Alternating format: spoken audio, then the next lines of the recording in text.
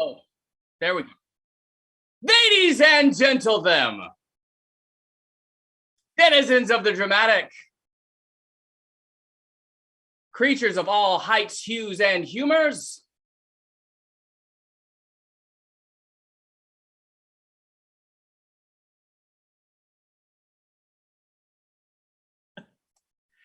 tonight, Our Lady of Shadows is traveling the multiverse, but we have brought the off-screen oracle, made manifest, so that tonight I share the screen with that brilliant, bodacious, badass Batgirl, a Babs the Bat. I just did it. Can't say that tomorrow.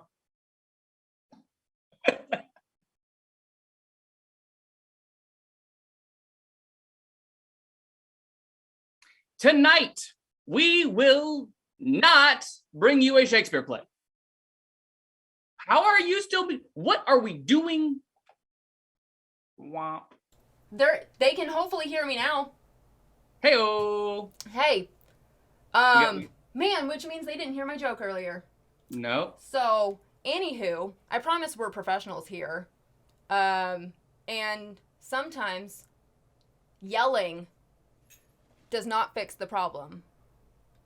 But anyways, seekers of the stage, refugees from reality, barren of boisterous banter. Hey, it's me, Babs. That's what you missed last time on Dragon Ball. Never. Tonight, we're not bringing you a Shakespeare play. No, we're not. Tonight, we wander outside of Billy's catalog. Oh. And we will be bringing you Moliere's Tartuffe. Yes.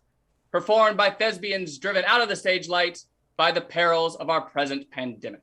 So, players, as I call out tonight's cast of characters, please introduce yourself and say hello to the lovely audience. Tonight, playing the role of Orgon, we have... Hello, Traveler Farlander once again. Always a pleasure, Trav. Bringing to our stage the character Doreen. Why, hello there. 'Tis I, Mervyn. Oh, hello there. Sorry, it gave me the Obi-Wan vibes. Glad to have you back, Mervyn. Tonight, playing Marianne, we have... Oh, hey, wait, that's me. That would be you. Yes. Playing the titular character, we have the titillating dragon. Ye old dragon, in fact. Couldn't find my damn start button. Greetings, my friends and fiends. Tis I, ye old dragon, prepared to be thoroughly tartuffed. And if you need help finding your start button, we do have friends that will help you with that. Good night, everybody. All right. Disclaimer.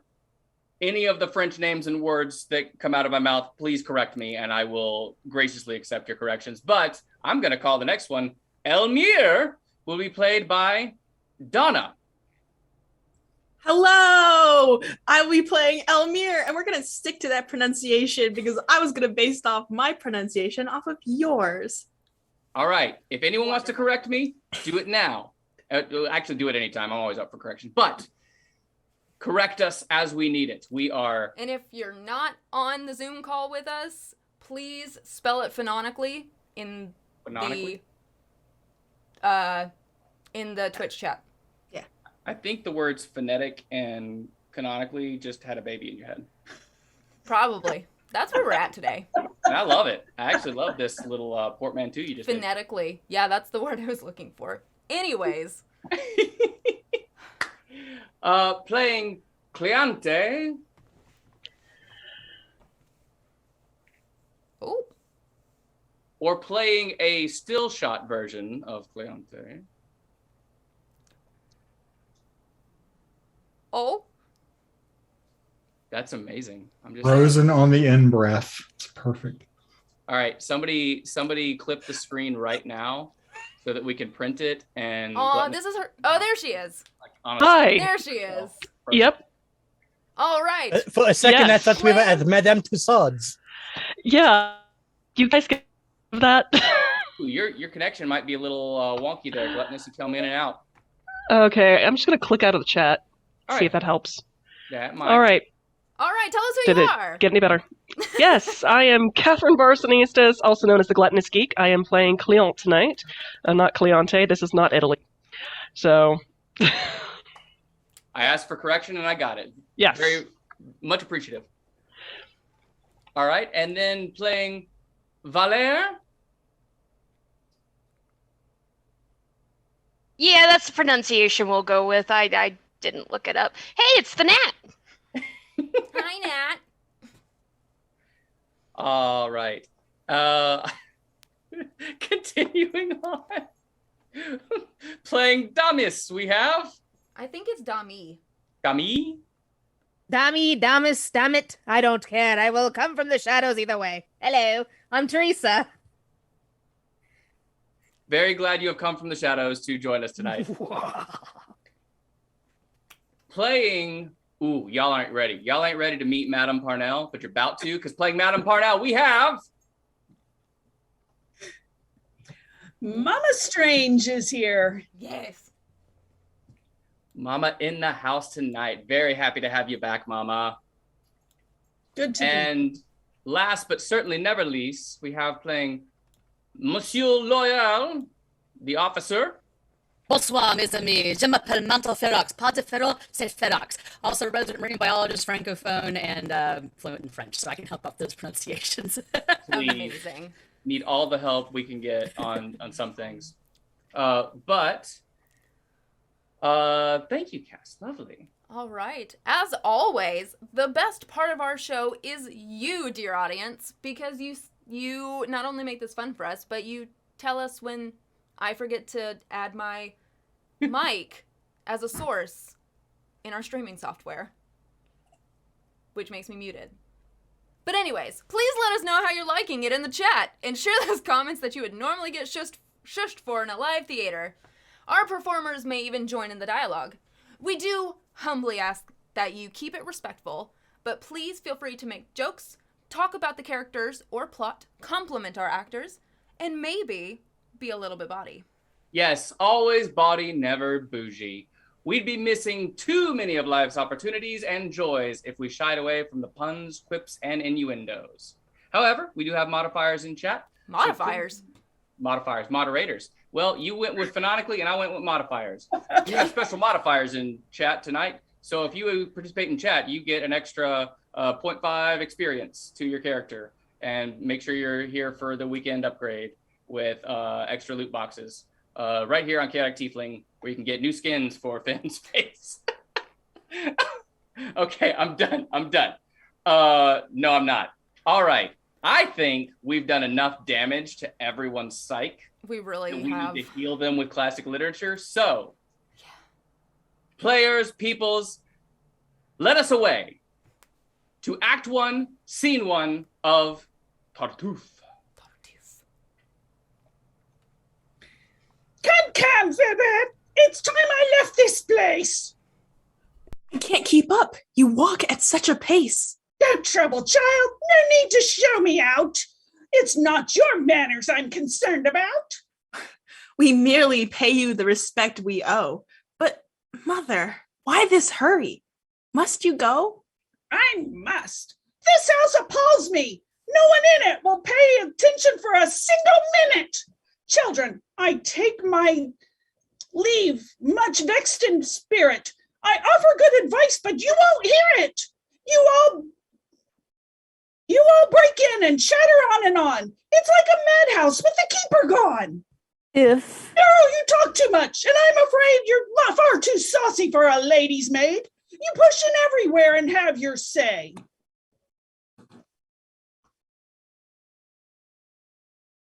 But, Oh boy, grow more foolish every day. To think my grandson should be such a dunce. I've said 100 times, if I've said it once, that if you keep the course on which you've started, you'll leave your worthy father broken-hearted.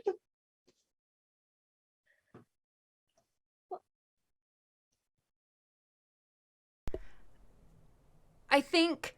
And you, his sister, seem so pure, so shy, so innocent, so demure. But you know what they say about still waters. I pity parents with secretive daughters.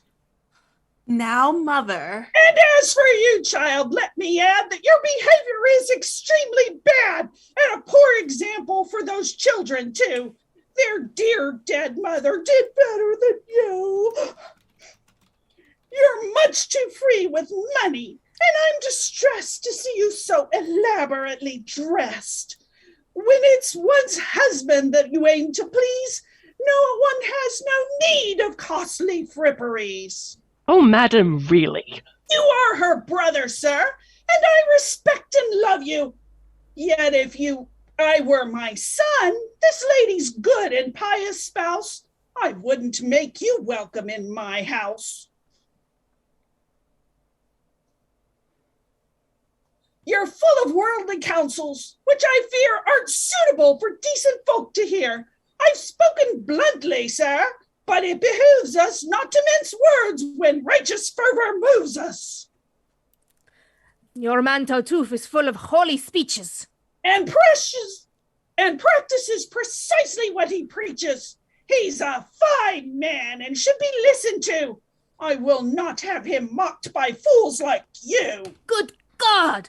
Do you expect to have me submit to the tyranny of that capering hypocrite? Must we forego all joys and satisfactions because that bigot censors all of our actions?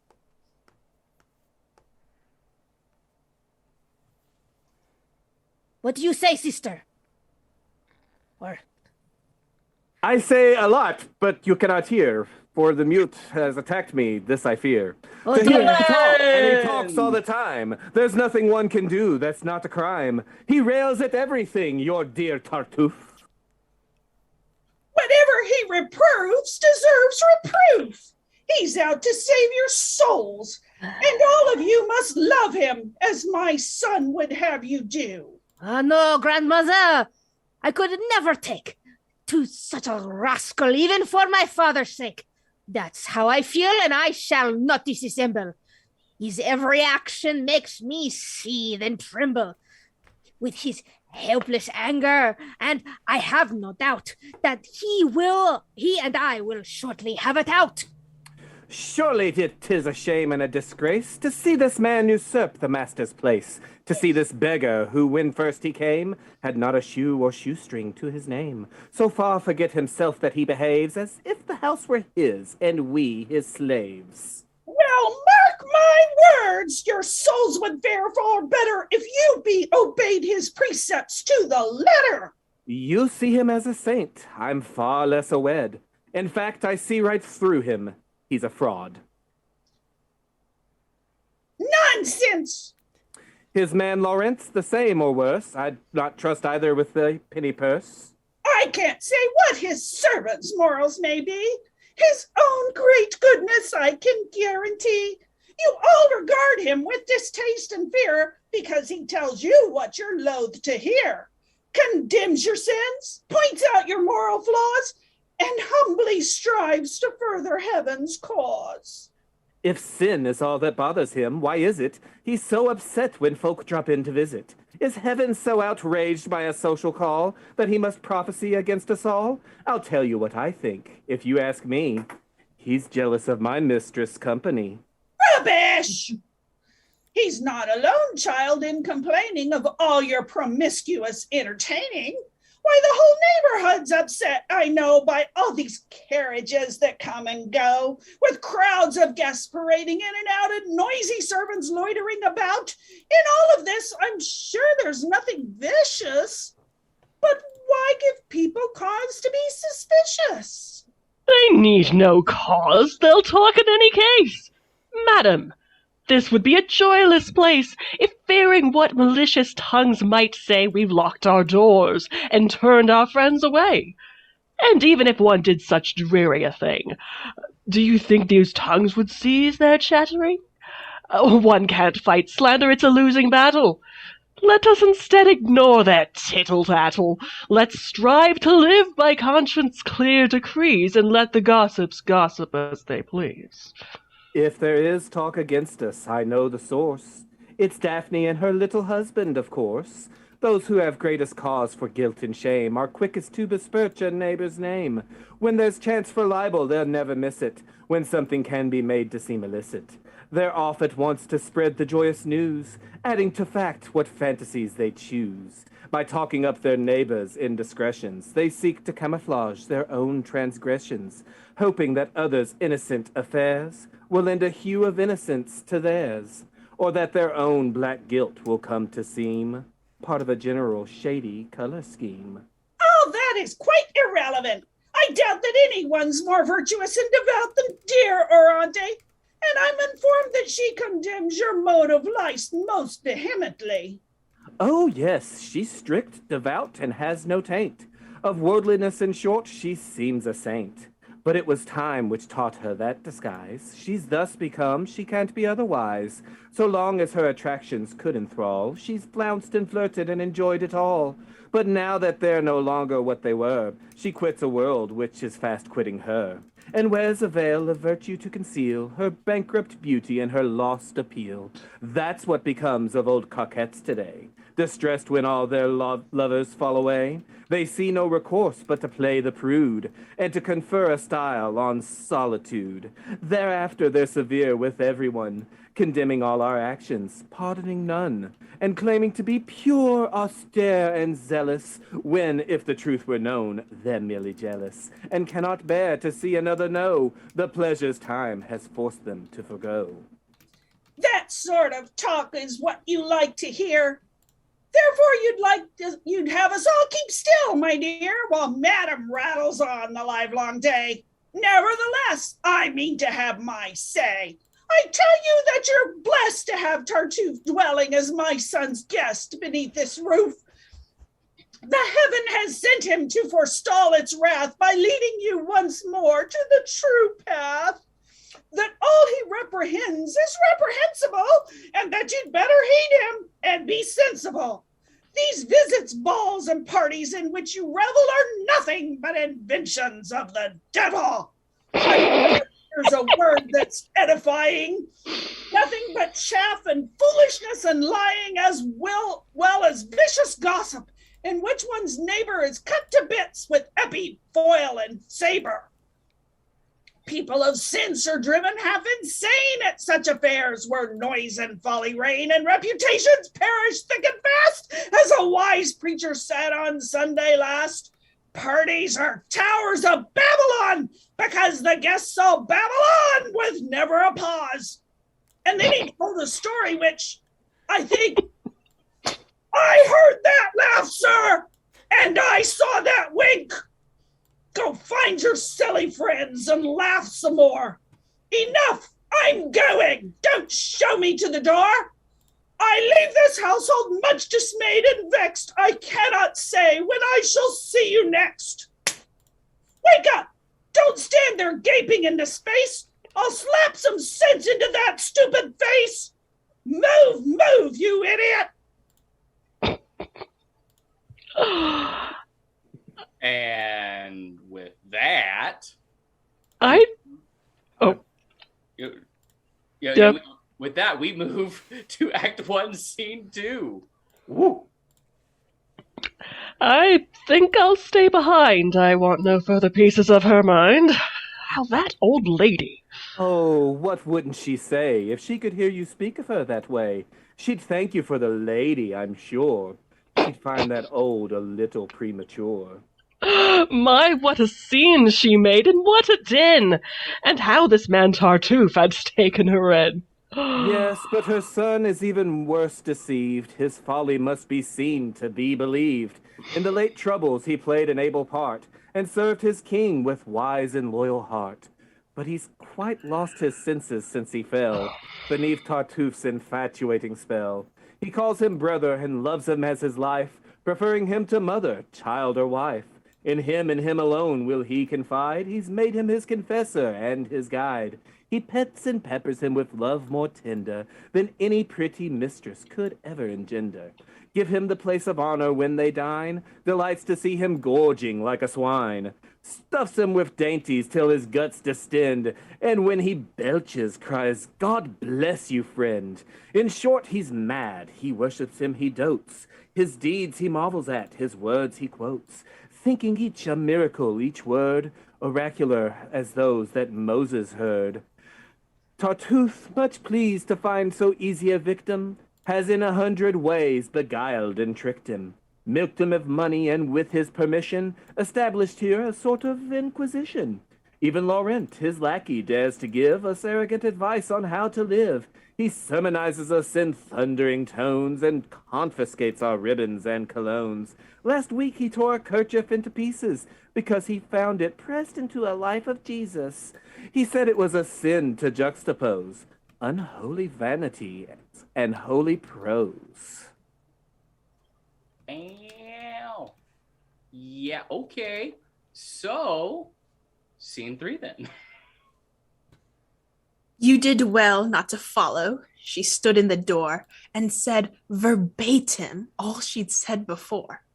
I saw my husband coming. I think I'd best go upstairs now and take a little rest. I'll wait and greet him here, and then I must go. I've really only the time to say hello. Sound him about my sister's wedding, please. I think Tartuffe is against it, and he's urging her father to withdraw his blessing.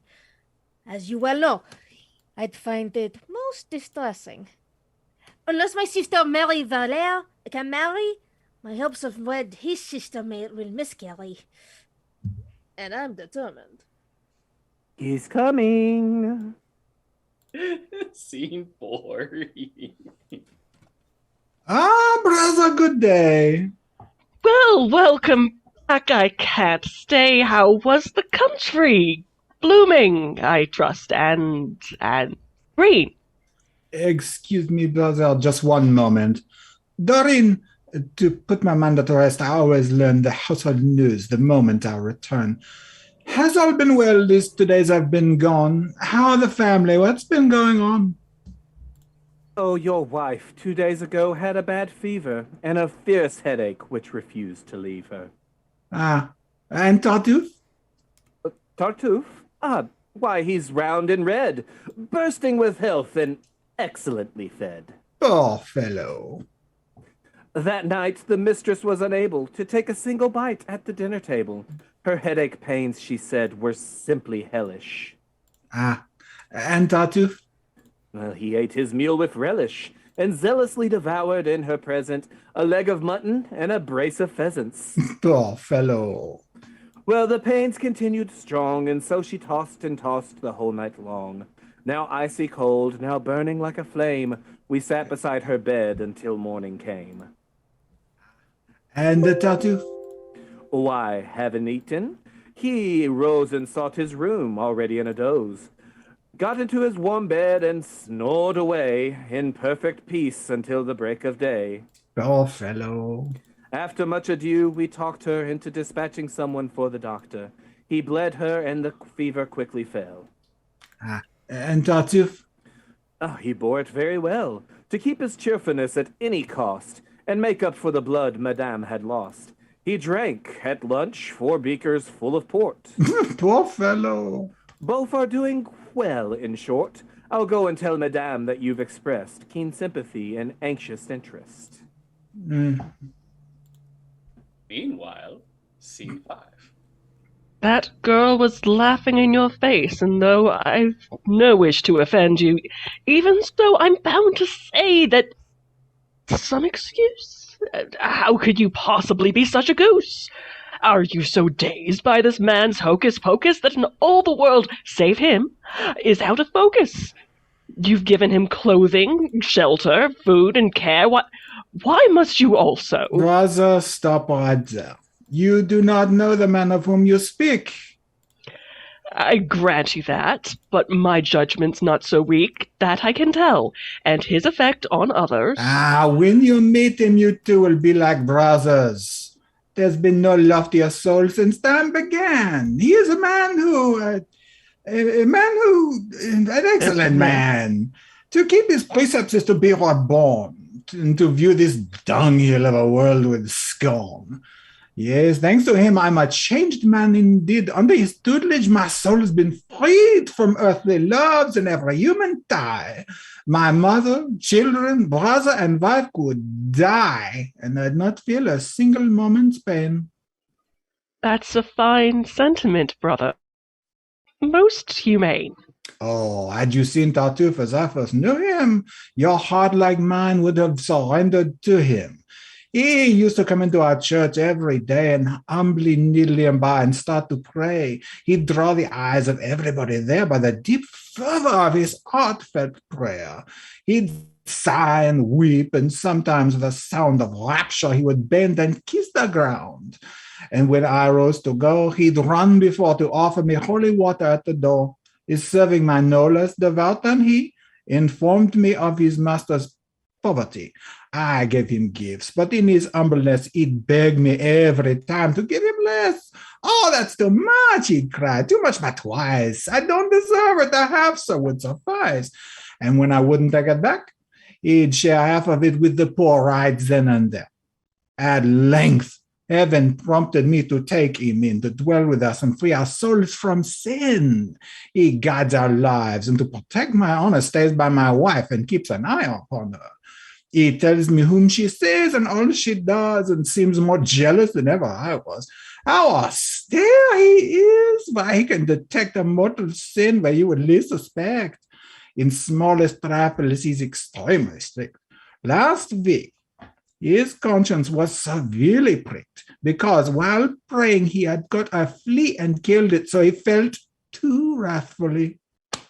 Good God, man! Have you lost your common sense? Or is this all some joke at my expense? How can you stand there in all sobriety? Brother, your language savors of impiety. Too much free thinking's made your faith unsteady. And as I've warned you many times already, it will get you into trouble before you're through. So I've been told by dupes like you. Being blind, you have all others blind as well. The clear-eyed man you call an infidel is, and who he sees through humbug and pretense, is charged by you with want of reverence. Spare me your warnings, brother, for I have no fear of speaking out for you and heaven to hear. Against affected zeal and pious knavery, there's true and false in piety as in bravery, and just as those whose courage shines most in battle are the least inclined to boast. So those whose hearts are truly pure and lowly don't make a flashy show of being holy. There's a vast difference, so it seems to me, between true piety and hypocrisy. How do you fail to see it, may I ask? Is not a face quite different from a mask?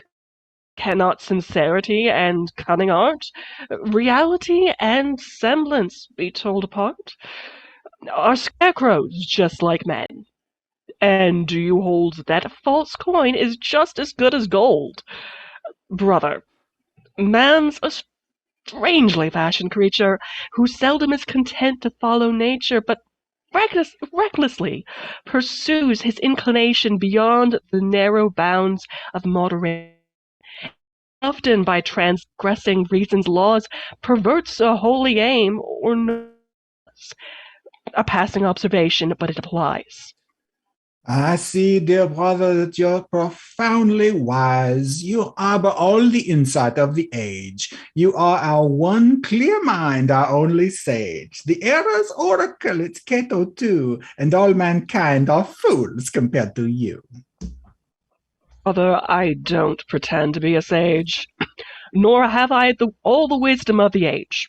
There's just one insight I would dare to claim. I know that true and false are not the same. And just as there is nothing I more revere than a soul whose faith is steadfast and sincere, but nothing that I more cherish and admire than honest zeal and true religious fire. So there is nothing that I find more base than specious piety's dishonest face, than those bold mountebanks, those histrios, whose impious mummeries and hollow shows exploit our love of heaven, and make a jest of all that man thinks holiest and best, speculating souls who offer prayers not to their Maker, but as public wares, and seek to buy respect and reputation with lifted eyes and sighs of exaltation.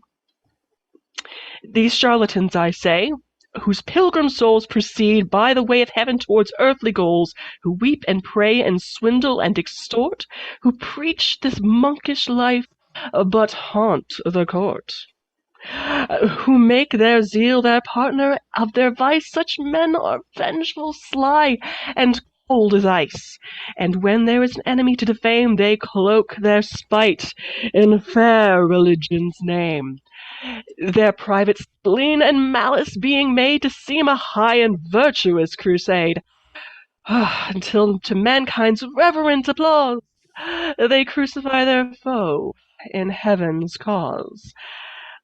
Such knaves are all too common, yet for the wise, true piety isn't hard to recognize, and happily these present times provide us with bright examples to instruct and guide us. Consider Ariston and Periandre.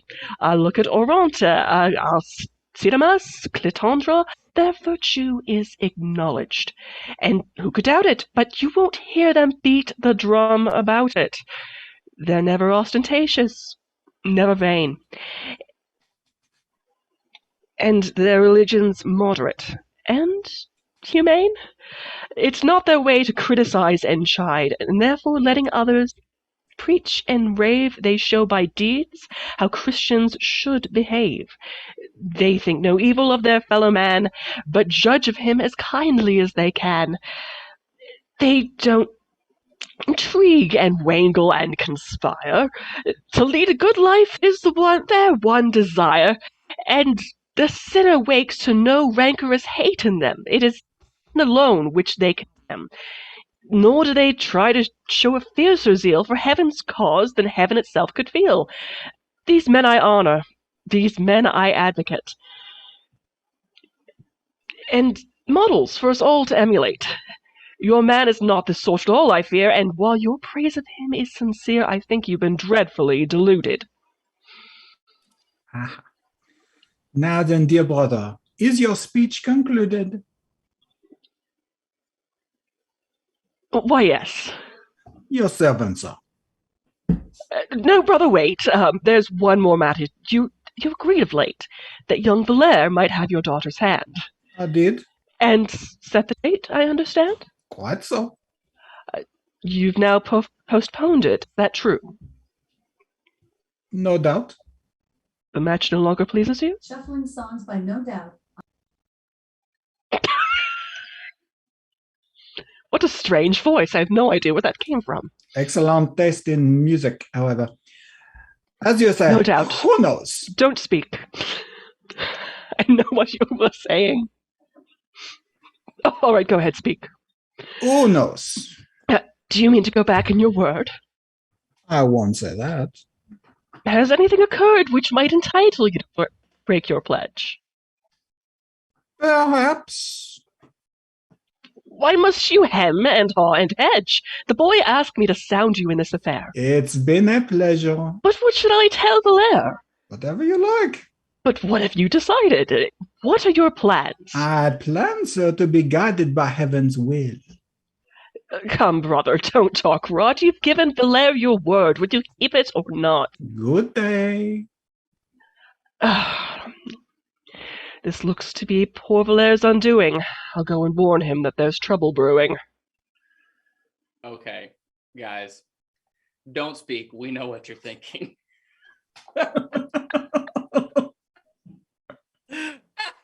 Tonight, the part of Alexa will be played by. It's the best. Oh man. So the stage is set. All the little ping pong balls that are the characters have been set, cascading down the staircase. So definitely looks like we know which side Moliere stands on, obviously. And there's just always that one guy who's your grandma's favorite. And that's Tartuffe. Why can't you be more like Tartuffe? He went to a good school. He, hung out with the right people, and he did all the right things and said all the right words. So why can't you be more like that good old boy Tartuffe from down the street? He's such a good boy. And in our experience, I believe you might agree, good old boys are generally anything but. So, wow. So we've come right back around to, we seem to have a running theme going on here where every show we've been identifying who's the Gaslight Gatekeep girl boss. And Madame Parnell is definitely the Gaslight Gatekeep girl boss tonight, and doing a marvelous job of it. But oh my god, I finally just saw the very top of Mama Strange's hair. Right. And it's amazing. I'm loving the hair. The hair is just mwah. And what happened next? Well, in Whoville, they say that Mama Strange's hair grew 3 sizes that day. Oh, man. You beat me to it, you bastard. Hey, I try. But anyways, yes, thank you guys. Loving it so far. Hopefully everyone else is having just as good of a time as we are, including what should we call them? Digital assistants included, joining in the fun. But that was merely the voice of God answering his call. At least it wasn't the Samuel L. Jackson version. Apparently, God's a Gwen Stefani fan. Yeah, I mean, who isn't? Really, I mean, he's telling me to have no doubt. Really, just loves no doubt. Guys, when I said in the Bible to stop doubting, I just wanted you to go listen to some 90s alternative rock. And now we're just in a spiderweb about all this. Sorry.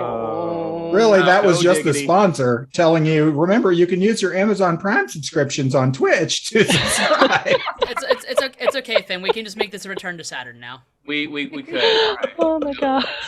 Oh, this is getting bananas. When is it not getting my banana? Can you spell that for us? NAS.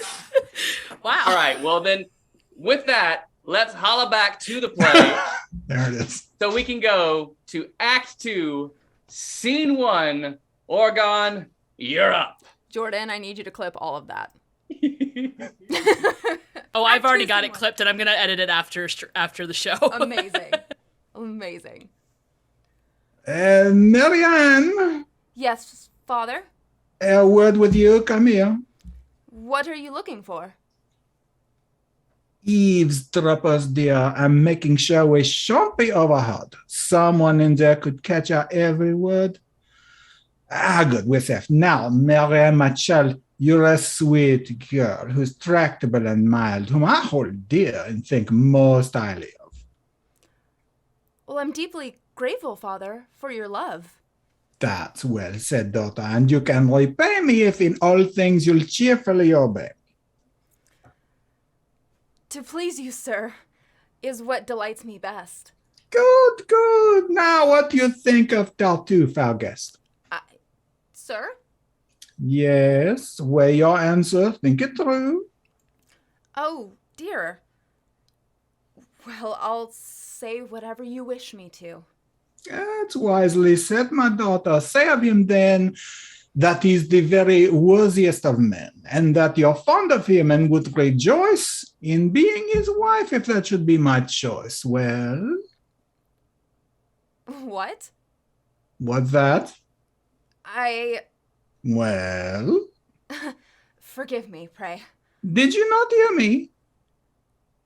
Of whom, sir, must I say that I am fond of him and would rejoice in being his wife, if that should be your choice? Why of Tartuffe? But, Father, that's false, you know. Why would you have me say what isn't so? Because I am resolved it shall be true, that it my wish should be enough for you. You can't mean, Father. Yes, Tartuffe shall be a lad by marriage to his family and is to be a husband. Is that clear? It is a father's privilege. Oh, dear. Oh. So, all right. You love him. Trust me. You love him. Forget what... No, of course, trust me. I'm your father. You love him. Are you sure? Long and short of it. You will, though. But Moliere's sister! He's really fun. I mean, my sister! Of course I care about her well-being. But also Moliere's sister. All right, on we go to Act 2, Scene 2. What are you doing in here? Is curiosity so fierce a passion with you that you must eavesdrop in this fashion? Well, there's lately been a rumor going about, based on some hunch or chance remark, no doubt, that you mean Marianne to wed Tartuffe. I've laughed it off, of course, as just a spoof.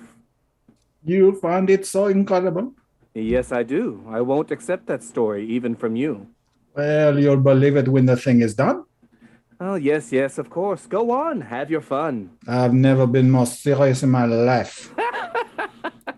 Daughter, I mean it. You're to be his wife. No, don't believe your father. It's all a hoax. See here, young woman. Come, sir, no more jokes. You can't fool us. How dare you talk that way? All right, then, we believe you, sad to say. But how a man like you, who looks so wise and wears a mustache of such splendid size, can be so foolish as to... Silence, please. My girl, you take too many liberties. I'm master here, as you must not forget. Oh, let's discuss this calmly. Don't be upset. You can't be serious, sir, about this plan. What should that bigot want with Marianne? Praying and fasting ought to keep him busy. And then in terms of wealth and rank, what is he? Why should a man of property like you pick out a beggar son-in-law? That will do. Speak of his poverty with reverence. He is a pure and saintly indigence, which far transcends all worldly pride and pelf. He lost his fortune, as he says himself, because he cared for heaven alone, and so was careless of his interests here below. I mean to get him out of his present straits and help him to recover his estates, which in his part of the world have no small fame. Poor though he is, he's a gentleman just the same. Yes, so he tells us, and sir, it seems to me, such pride goes very ill with piety. A man whose spirit spurns this dungy earth ought not to brag of lands and noble birth. Such worldly arrogance with hardly square, with meek devotion in the life of prayer. But this approach, I see, has drawn a blank. Let's speak, then, of his person, and not his rank. Doesn't it seem to you a trifle grim to give a girl like her to a man like him? When two are so ill-suited, can't you see what the sad consequence is bound to be? A young girl's virtue is imperiled, sir, when such a marriage is imposed on her. For if one's bridegroom isn't to one's taste, it's hardly an inducement to be chaste. And many a man with horns upon his brow has made his wife the thing that she is now. It's hard to be a faithful wife, in short, to certain husbands of a certain sort. And he who gives his daughter to a man she hates, must answer for her sins at heaven's gates. Think, sir, before you play so risky a role. This servant girl presumes to save my soul. You would do well to ponder what I've said. Daughter will disregard this dunderhead. Just test your father's judgment. Oh, I'm aware that I once promised you to young Moliere, but now I hear he gambles, which greatly shocks me. What's more, I've doubts about his orthodoxy. His visits to church, I note, are very few. Would you have him go at the same hours as you and kneel nearby to be sure of being seen? I can dispense with such remarks, Doreen. Tartuffe, however, is sure of Evan's blessing, and that's the only treasure worth possessing. This marriage will bring a joy beyond all measure. Your cup will overflow with every pleasure. You two will interchange your faithful loves like two sweet cherubs or two turtle doves. No harsh word shall be heard, no frown be seen, and he shall make you happy as a queen. And she'll make him a cuckold. Just wait and see. What language? Oh, he's a man of destiny. He's made for horns and what the stars demand. Your daughter's virtues surely can't withstand. Don't interrupt me further. Why can't you learn that certain things are none of your concern? It's for your own sake that I interfere. Most kind of you. Now, hold your tongue, do you hear? If I didn't love you, spare me your affection. I'll love you, sir, in spite of your objection. Lost. I can't bear, sir, for your honor's sake, to let you make this ludicrous mistake. You mean to go on talking? If I didn't protest this sinful marriage, my conscience couldn't rest. If you don't hold your tongue, you little shrew. What? Lost your temper? A pious man like you? Yes, you talk and talk. I'm maddened by it. Once and for all, I tell you to be quiet. Well, I'll be quiet, but I'll be thinking hard. Think all you like, but you had better guard that saucy tongue of yours or I'll... Now, child, I've weighed this matter fully. It drives me wild that I can't speak. Tartuffe is no young dandy, but still his person is as sweet as candy. Is such that, even if you shouldn't care for his other merits... They'll make a lovely pair. If I were she, no man would marry me. Against my inclination, and go scot-free. He'd learn before the wedding day was over how readily a wife can find a lover. It seems you treat my orders as a joke. Why? What's the matter? 'Twas not to you I spoke. What were you doing? Oh, talking to myself, that's all. One more bit of impudence and gall, and I shall give her a good slap in the face. Daughter, you shall accept, and with good grace, the husband I've selected. Your wedding day... Why don't you talk to yourself? I have nothing to say. Come, just one word. No, thank you, sir. I pass. Come, speak, I'm waiting. I'd not be such an ass. In short, dear daughter, I mean to be obeyed, and you must bow to the sound choice I've made. I'd not wed such a monster, even in jest. Daughter, that maid of yours is a thorough pest. She makes me sinfully annoyed and nettled. I can't speak further. My nerves are too unsettled. She so upset me by insolent talk, I'll calm myself by going for a walk. Wow. Wow, calm down, Daddy. I love these women. So catty. Marianne and Doreen. They are so catty, and I love it. They are ahead of the times. Yep, give it back to him. And they're like Bo Y. Right? Oh, why though? Why? Oh, why though, Daddy? Why though? The tension is thrilling. I hope it continues. And on we must press to Act 2, Scene 3. Well, have you lost your tongue, girl? Must I play your part and say the lines you ought to say? Faced with a fate so hideous and absurd, can you not utter one dissenting word? What good would it do? A father's power is great. Resist him now, or it will be too late. But...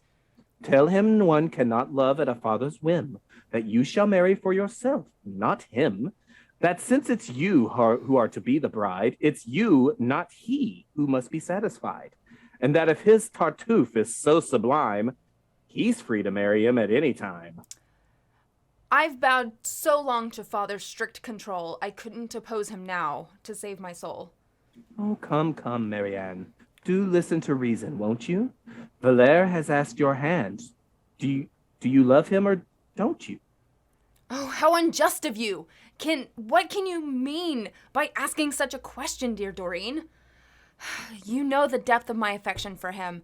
Told you 100 times how I've adored him. I don't believe in everything I hear. Who knows if your professions were sincere? They were, Doreen, and you do me wrong to doubt it. Heaven knows that I've been all too frank about it. You love him then? More than I can express. And he, I take it, cares for you no less. I think so. And you both with equal fire burn to be married? That is our one desire. What of Tartuffe then? What of your father's plan? I'll kill myself if I'm forced to wed that man. I hadn't thought of that recourse. How splendid! Just die and all your troubles will be ended. A fine solution. Oh, it maddens me to hear you talk in that self-pitying key. Doreen, how harsh you are. It's most unfair. You have no sympathy for my despair. I've none at all for people who talk drivel and faced with difficulties whine and snivel. No doubt I'm timid, but it would be wrong. True love requires a heart that's firm and strong. I'm strong in my affection for Valere, but coping with my father is his affair. But if your father's brain has grown so cracked over his dear Tartuffe that he can retract his blessings, though your wedding day was named, it's surely not Valere who's to be blamed. If I defied my father as you suggest, would it not seem unmaidenly at best? Shall I defend my love at the expense of brazenness and disobedience? Shall I parade my heart's desires and flaunt? No, I ask nothing of you. Clearly you want to be Madame Tartuffe, and I feel bound not to oppose a wish so very sound. What right have I to criticize the match? Indeed, my dear, the man's a brilliant catch. Monsieur Tartuffe, now there's a man of weight. Yes, Monsieur Tartuffe, I'm bound to state, is quite a person that's not to be denied. 'Twill be no little thing to be his bride. The world already rings with his renown. He's a great noble in his native town. His ears are red, he has a pink complexion, and all in all, he'll suit you to perfection. Dear God. Oh, how triumphant you will feel at having caught the husband so ideal. Do stop your teasing and use your cleverness to get me out of this appalling mess. Advise me and I'll do whatever you say. I know, a dutiful daughter must obey her father, even if he weds her to an ape. You've a bright future, why struggle to escape? Tartuffe will take you back where his family lives, to a small town aswarm with relatives, uncles and cousins whom you'll be charmed to meet. You'll be received at once by the elite, calling upon the bailiff's wife no less, even perhaps upon the mayoress, who'll sit you down in the best kitchen chair. Then once a year you'll dance the village fair to the drone of bagpipes, 2 of them, in fact, and see a puppet show or an animal act. Your husband... Oh, you turn my blood to ice. Stop torturing me and give me your advice. Your servant, madam. Doreen, I beg of you. No, you deserve it. This marriage must go through. Doreen! No. Not Tartuffe. You know I think him... Tartuffe's your cup of tea, and you shall drink him. I've always told you everything, and relied... No. You deserve to be Tartuffeified. Well, since you mock me and refuse to care, I'll henceforth seek my solace in despair. Despair shall be my counselor and friend, and help me bring my sorrows to an end. There now, come back. My anger has subsided. You do deserve some pity, I've decided. Doreen, if father makes me undergo this dreadful martyrdom, I'll die, I know. Oh, don't fret. It won't be difficult to discover some plan of action. But here's Valere, your lover. Just go. Scene 4. Just go.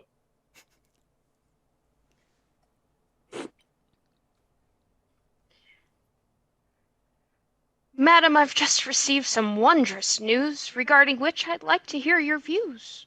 What news? You're marrying Tartuffe. I find that father does have such a match in mind.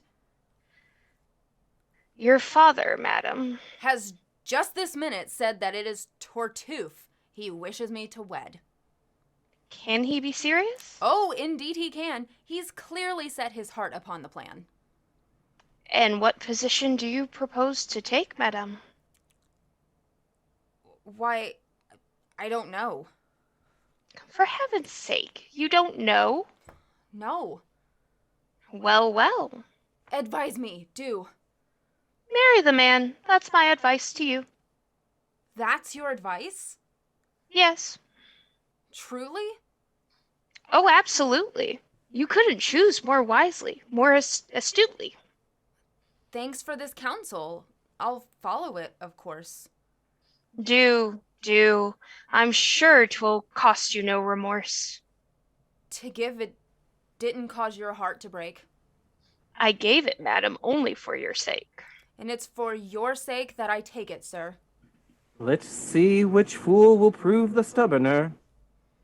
So, I am nothing to you, and it was flat deception when you... Please, enough of that. You've told me plainly that I should agree to wed the man my father's chosen for me, and since you've deigned to counsel me so wisely, I promise, sir, to do as you advise me. Ah, no, 'twas not by me that you were swayed. No, your decision was already made. Though now, to save appearances, you protest that you're betraying me at my behest. Just as you say. Quite so, and I now see that you were never truly in love with me. Alas, you're free to think so if you choose. I choose to think so, and here's a bit of news. You've spurned my hand, but I know where to turn for kinder treatments, as you shall quickly learn. I'm sure you do. Your noble qualities inspire affection. Forgive my qualities, please. They don't inspire you overmuch, I find. But there's another lady I have in mind, whose sweet and generous nature will not scorn to compensate me for the loss I've borne. I'm no great loss, and I'm sure that you'll transfer your heart quite painlessly from me to her. I'll do my best to take it in my stride, the pain I feel at being cast aside. Time and forgetfulness may put an end to, or if I can't forget, I shall pretend to. No self-respecting person is expected to go on loving once he's been rejected. Now, that's a high-minded sentiment. One to which any sane man would assent. Would you prefer it if I pined away in hopeless passion till my dying day? Am I to yield you to a rival's arms, and not console myself with other charms? Go then. Console yourself. Don't hesitate. I wish you to. Indeed, I cannot wait. You wish me to? Yes. That's the final straw. Madam, farewell. Your wish shall be my law. Splendid. This breach, remember, is of your making. It's you who've driven me to the step I'm taking. Of course. Remember, too, that I am merely following your example. I see that clearly. Enough. I'll go and do your bidding, then. Good. You shall never see my face again. Excellent. Yes? What? What's that? What did you say? Nothing. You're dreaming. Ah. Well, I'm on my way. Farewell, madame. Farewell. If you ask me, both of you are as mad can be. Do stop this nonsense now. I've only let you squabble so long to see where it would get you. Whoa there, Monsieur Valère. What's this, Doreen? Come here. No, my heart's too full of spleen. Don't hold me back. Her wish must be obeyed. Stop. It's too late now. My decision's made. Oh, pooh. He hates the sight of me, that's plain. I'll go, and so deliver him from pain. And now you run away. Come back. No, nothing you say will keep me here. Let's go. She cannot bear my presence, I perceive. To spare her further torment, I shall leave. Again, you'll not escape, sir. Don't you try it. Come here, you two. Stop fussing and be quiet. What do you want of me? What's the point of this? We're going to have a little armistice. Now, weren't you silly to get so overheated? Didn't you see how badly I was treated? Aren't you a simpleton to have lost your head? Didn't you hear the hateful things he said? You're both great fools. Her sole desire, Valère, is to be yours in marriage. To that I'll swear. And he loves you only, and he wants no wife. But you, Marianne, on that I'll stake my life. Then why you advised me so, I cannot see. On such a question, why ask advice of me? Oh, you're impossible. Give me your hands, you two. Yours first. But why? And now a hand from you. What are you doing? There. A perfect fit. You suit each other better than you'll admit.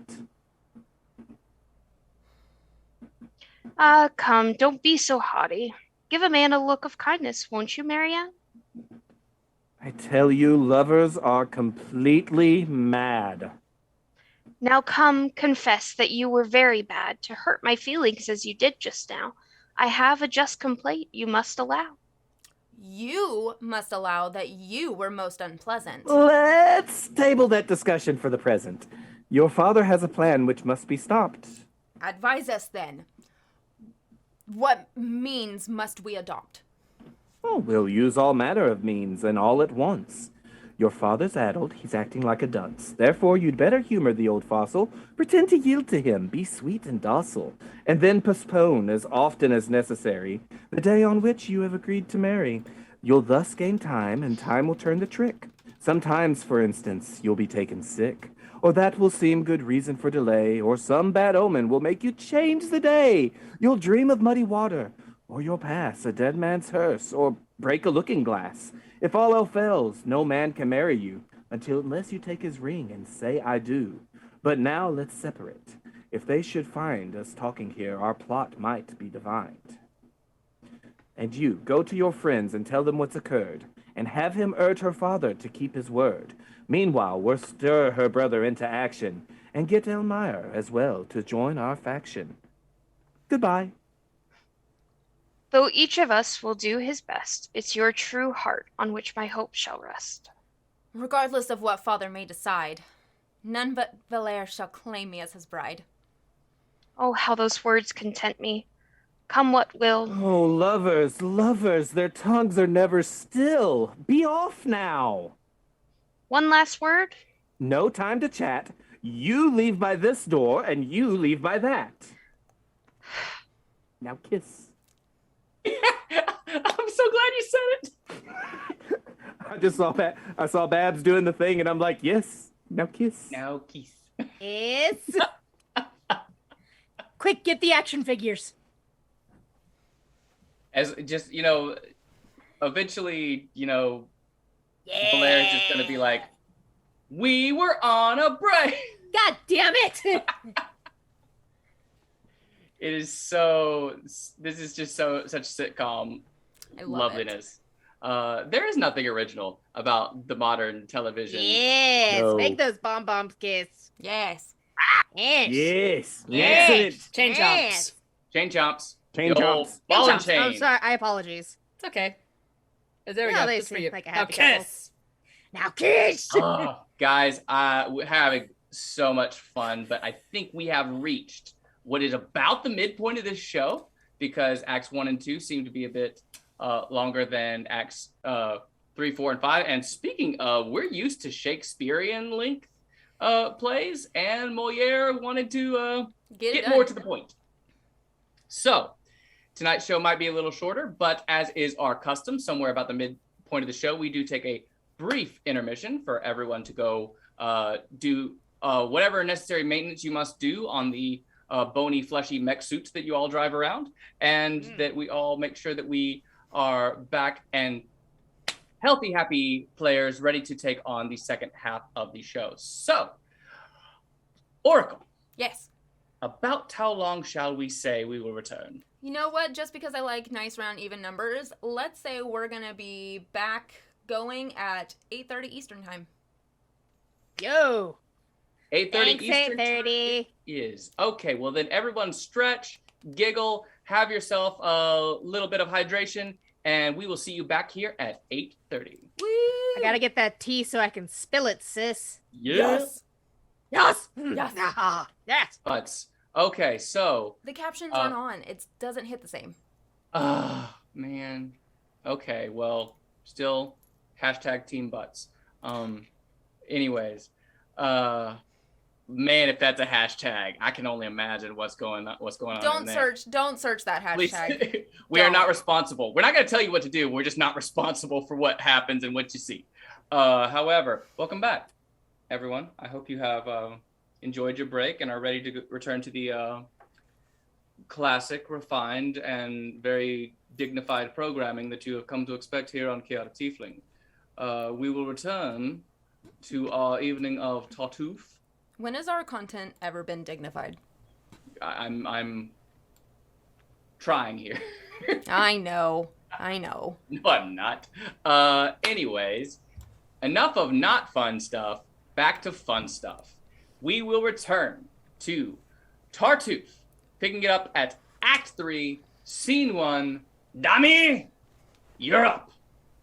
May lightning strike even as I speak. May all men call me cowardly and weak. If any fierce scruple holds me back from the setting of things, at once I with great quack. Now, don't give way to violent emotion. Your fathers merely talked about this notion, and words and deeds are far from being one. Much that is talked about is left undone. No, I must stop that scoundrel's machinations. I'll go and tell him off. I am without patience. Do calm down and be practical. I had rather my mistress dealt with him, and wish your father. She has some influence with Tartuffe, I've noted. He hangs upon her words and seems most devoted, and may indeed be smitten by her charm. Pray heaven it's true, 'twould do our cause no harm. She sent for him just now to sound him out on this affair you're so incensed about. She'll find out where he stands and tell him, too, what dreadful strife and trouble will ensue. If he lends countenance to your father's plan, I couldn't get in to see him, but this man says it's almost finished with his prayers. Go now, I'll catch him when he comes downstairs. I want to hear this conference, and I will. No, they must be alone. Oh, I will keep still. Not you. I know your temper. You'd start a brawl and shout and stamp your foot and spoil it all. Go on. I won't. I have felt it right. Lord, you're a nuisance. He's coming. Get out of sight. Loving it. I'm here for it. All right. The moment you've all been waiting for. The triumphal entrance. Act 3, Scene 2. Tartuffe! Hang up my hair shirt, put my scourge in place, and pray, Laurent, for heaven's perpetual grace. I'm going to the prison now to share my last few coins with the poor wretches there. Dear God, what affectation. What a fake.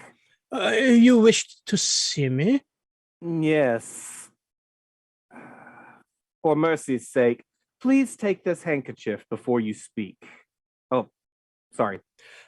For mercy's sake, please take this handkerchief before you speak. What? Cover that bosom, girl. The flesh is weak, and unclean thoughts are difficult to control. Such sights as that can undermine the soul. Your soul, it seems, has very poor defenses, and flesh makes quite an impact on your senses. It's strange that you're so easily excited. My own desires are not so soon ignited. And if I saw you naked as a beast, not all your hide would tempt me in the least. Girl, speak more modestly. Unless you do, I shall be forced to take my leave of you. Oh, no, it's I who must be on my way. I've just one little message to convey. Madame is coming down and begs you, sir, to wait and have a word or two with her. Gladly. Well, that had a softening effect. I think my guess about him was correct. Will she be long? No, that's her step I hear. Ah, here she is, and I shall disappear. She's free, keep going, just go. May heaven, whose infinite goodness we adore, preserve your body and soul forevermore, and bless your days, and answer thus the plea of one who is its humblest votary.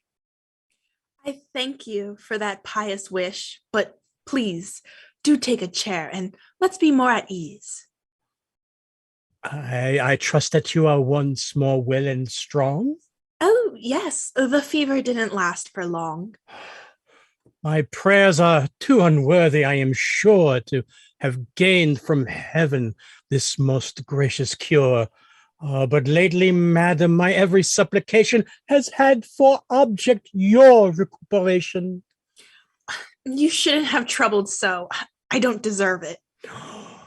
Your health is priceless, madam, and to preserve it, I'd gladly give my own in all sincerity. Sir, you outdo us all in Christian charity. You've been most kind. I count myself your debtor. Oh, 'twas nothing, madam. I long to serve you better. There's a private matter I'm anxious to discuss. I'm glad there's no one here to hinder us. I, too, am glad. It floods my heart with bliss to find myself alone with you like this. For just this chance I've prayed with all my power, but prayed in vain until this happy hour. This won't take long, sir, and I hope you'll be entirely frank and unconstrained with me. Oh, indeed, there's nothing I had rather do than bare my inmost heart and soul to you. First, let me say that what remarks I've made about the constant visits you are paid were prompted not by any mean emotion, but rather a pure and deep devotion, a fervent zeal. No need for explanation. Your sole concern, I'm sure, was my salvation. Oh, quite so, and such great fervor do I feel. Oh, please, you're pinching. 'Twas from excessive zeal. I never meant to cause you pain, I swear. I'd rather... What can your hand be doing there? Oh, feeling your gown. What soft, fine woven stuff. Please, I'm extremely ticklish. That's enough. Oh, my, what lovely lacework on your dress. The workmanship's miraculous, no less. I've not seen anything to equal it. Yes, quite. But let's talk business for a bit. They say my husband means to break his word and give his daughter to you, sir. Had you heard? He did once mention it, but I confess, I dream of quite a different happiness. It's elsewhere, madam, that my eyes discern the promise of that bliss for which I yearn.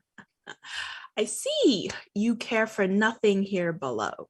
Ah, well, my heart's not made of stone, you know. All your desires mount heavenward, I'm sure, in scorn of all that's earthly and impure. A love of heavenly beauty does not preclude a proper love for earthly pulchritude. Our senses are quite rightly captivated by perfect works our Maker has created.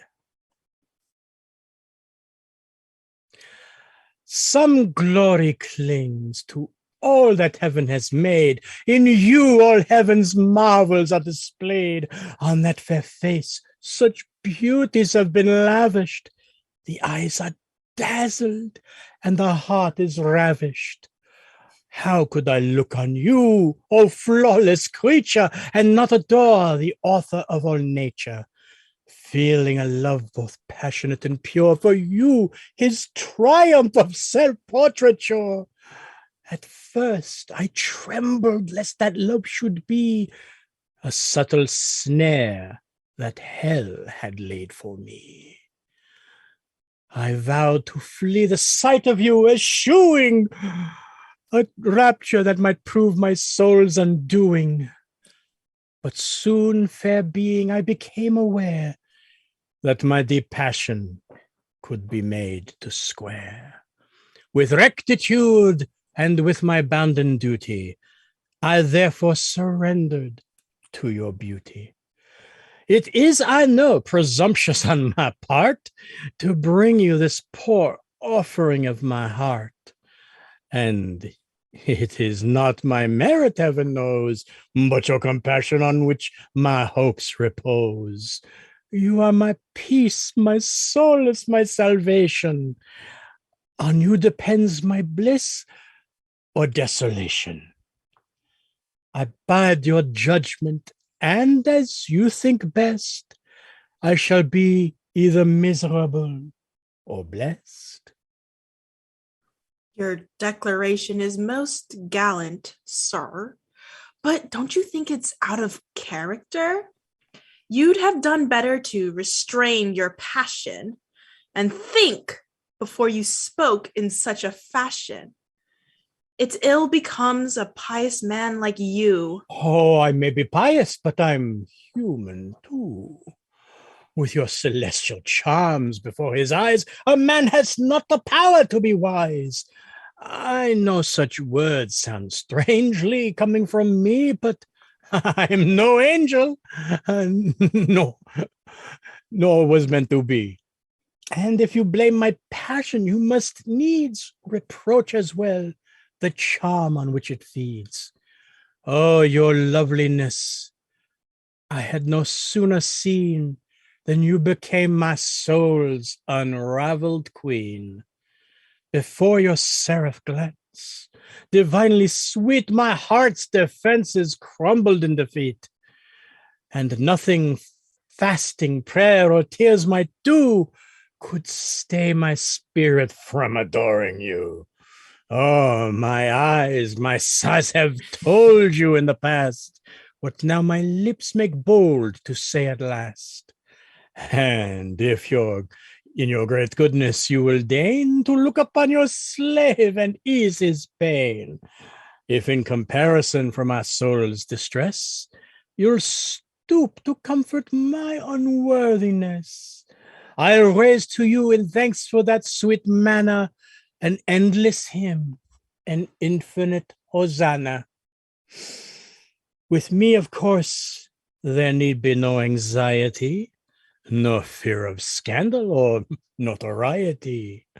These young court gallants, whom all the ladies fancy, are vain in speech, in actions rash and chancy. When they succeed in love, the world soon knows it. No favors granted them, but they disclose it, and by the looseness of their tongues profane the very altar where their hearts have lain. Men of my sort, however, love discreetly, and one may trust our reticence completely. My keen concern for my good name ensures the absolute security of yours. In short, I offer you, my dear Elmire, love without scandal, pleasure without fear. I've heard your well-turned speeches to the end, and what you urge I clearly apprehend. Aren't you afraid that I may take a notion and to tell my husband of your warm devotion? And that, supposing he were duly told, his feelings towards you might grow rather cold. I know, dear lady, that your exceeding charity will lead your heart to pardon my temerity, that you'll excuse my violent affection as human weakness, human imperfection, and that, O fairest, you will bear in mind that I'm but flesh and blood and am not blind. Some woman might do otherwise, perhaps, but I shall be discreet about your lapse.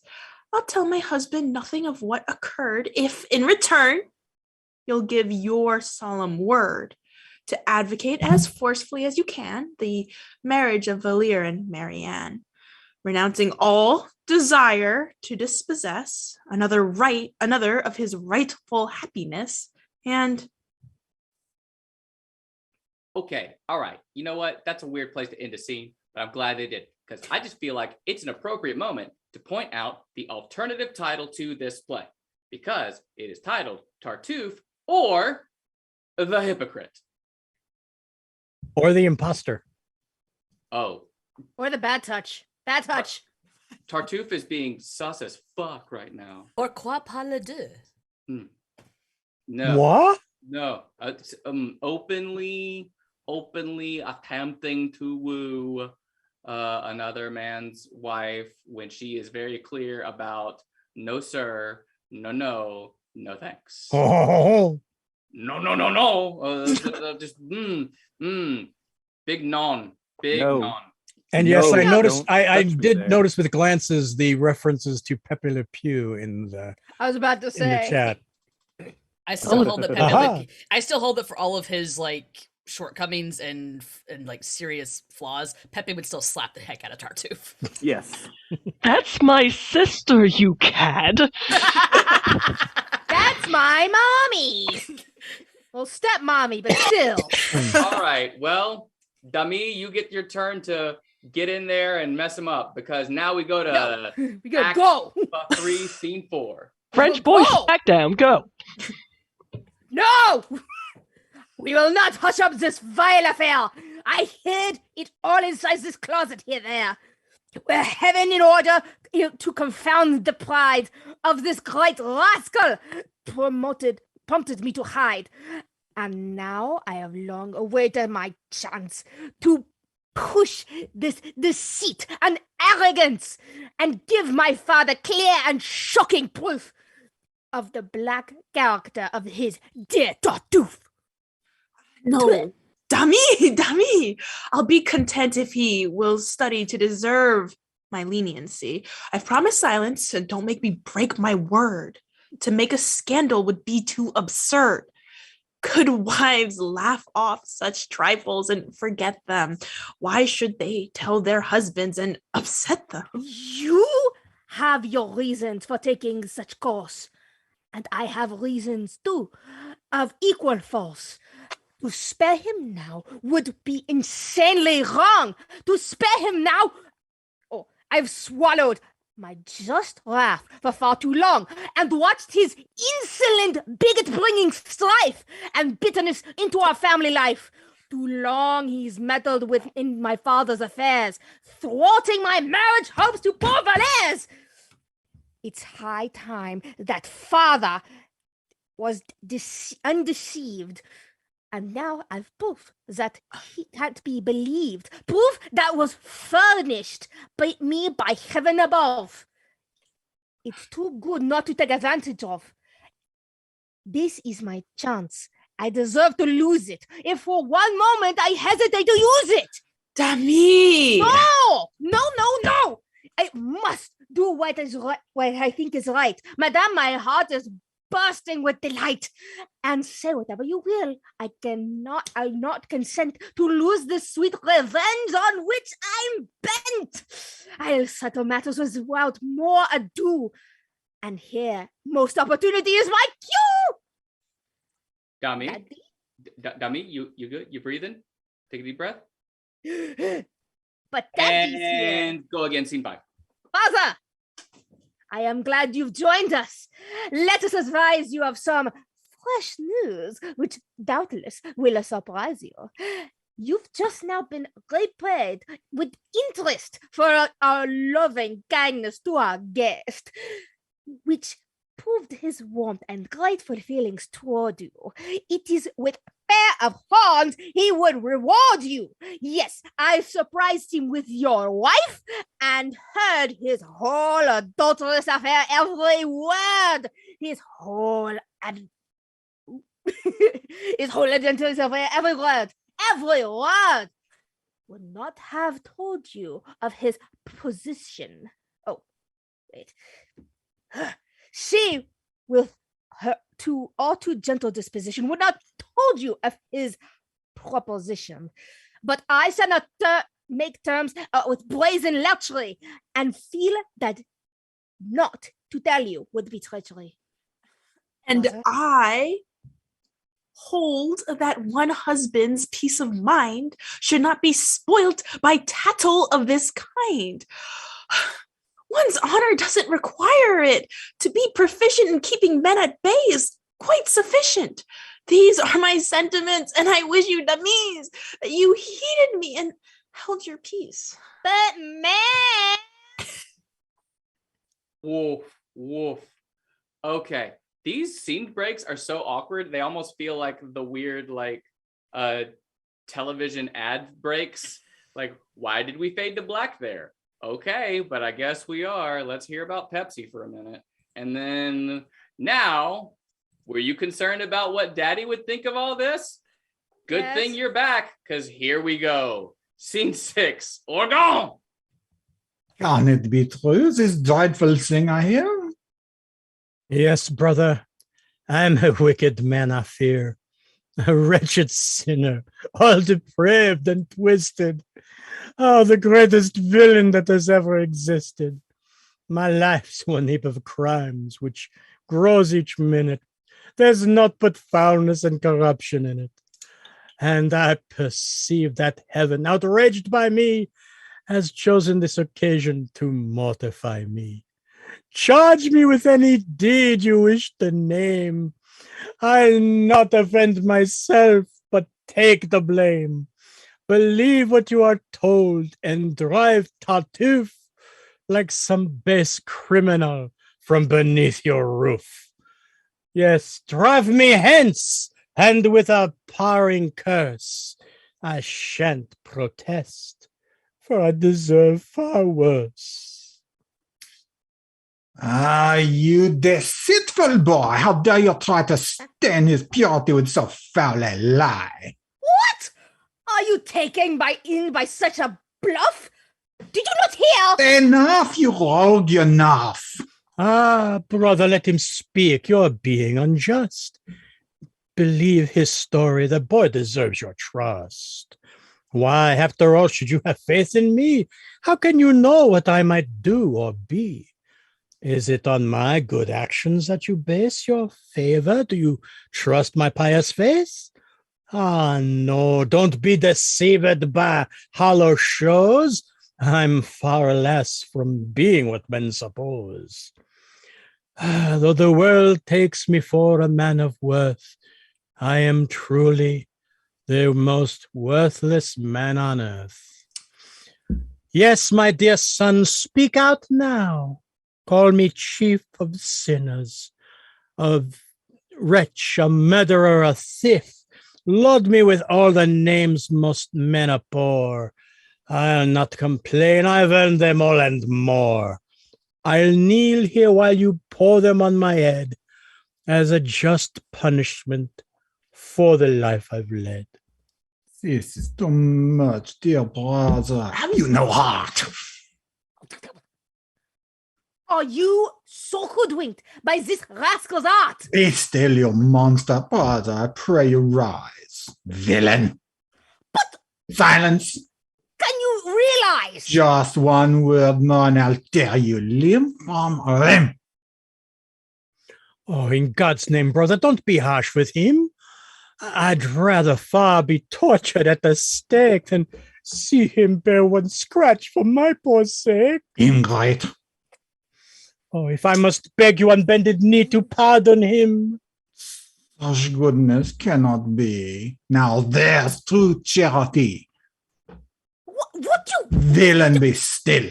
I know your motives. I know you wish him ill. Yes, all of you. Wife, children, servants, all conspire against him and desire his fall, employing every shameful trick you can to alienate me from this saintly man. But the more you seek to drive him away, the more I'll do to keep him. Without delay, I'll spite this household and confound his pride by giving him my daughter as his bride. You're going to accept her to force his hand. Yes, and this very night, do you understand? I shall defy you all and make it clear that I'm the one who gives the orders here. Come, watch, kneel down and clasp his blessed feet and ask his pardon for your black deceit. I ask that swindler pardon? Why, I'd rather... So you insult him and defy your father? A stick! No, Christ may do. Now out of my house this minute. Be off with you and never dare set foot in it again.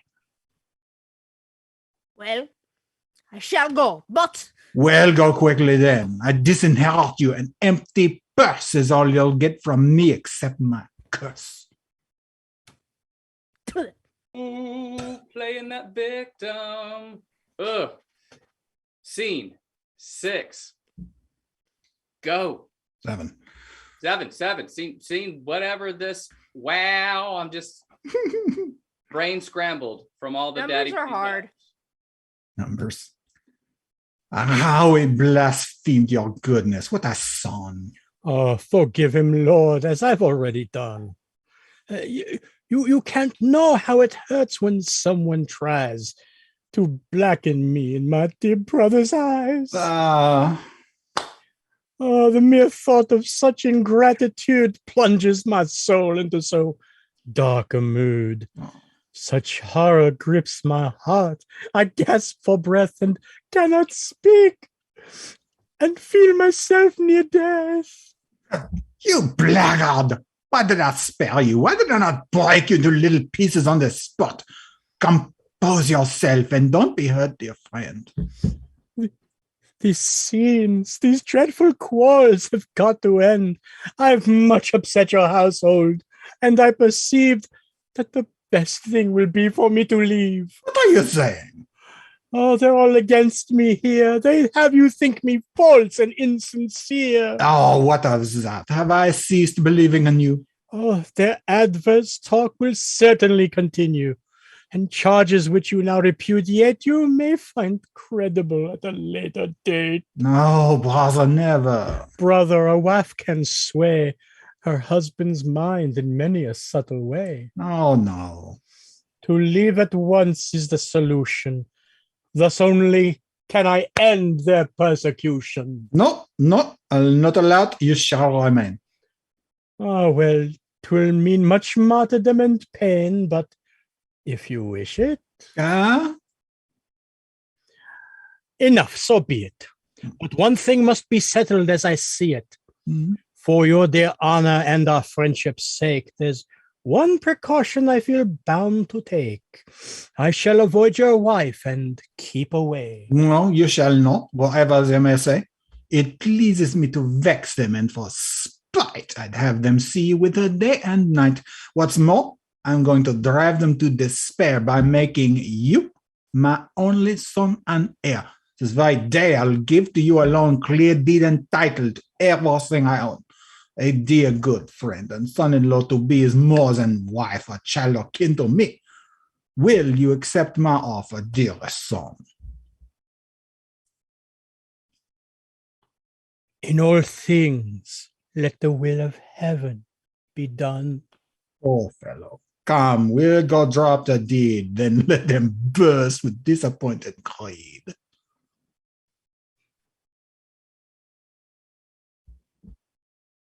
Nope. A world of nope there. Nope. Hold on, nope. All aboard the Nope train. Toot toot. Nope. Nope. Headed for Nope Town. What? The worst. Just the worst. Look at this. Hard pass. It hurts. It hurts. Hard pass. Hard pass. This is one of those I'm moments your where- son. Oh, Not spite. anymore. Well, hey. Not anymore. Well, considering the upcoming act as well with Cléante, as well as all of us having no doubt about this, I've got something for our dear friend Clinton's Geek as per the request. Hey, Cléante, excuse me, mister, or should I say, hey, you. With all these different people in the climb, are you happy now? End it on this, my friend. You can do it. Oh my god. You really did go amazing. machine Please gun. tell me Went somebody has for clipped it. that. Yes. What about it? Clip. All the town's discussing it, and truly their comments do not flatter you unduly. I'm glad we've met, sir, and I'll give my of this matter in a word or two. As for who's guilty, that I shan't discuss. Let's say it was Demi who caused the fuss, assuming, then, that you have been ill-used by young Demi. groundlessly accused. Ought not a Christian to forgive? And ought he not to stifle every vengeful thought? Should you not stand by and watch a father make his only son an ex for your sake? Again, I tell you, frankly, be advised. The whole town, high and low, is scandalized. This quarrel must be mended. And my advice is not to push matters into further crisis. No, sacrifice your wrath to God above and help to me regain yourself. Next page. Alas, for my part, I should take great joy in doing so. I've nothing against the boy. I pardon all. I harbor no resentment. To serve him would afford me much contentment. But Evan's interest will not have it so. If he comes back, then I shall have to go.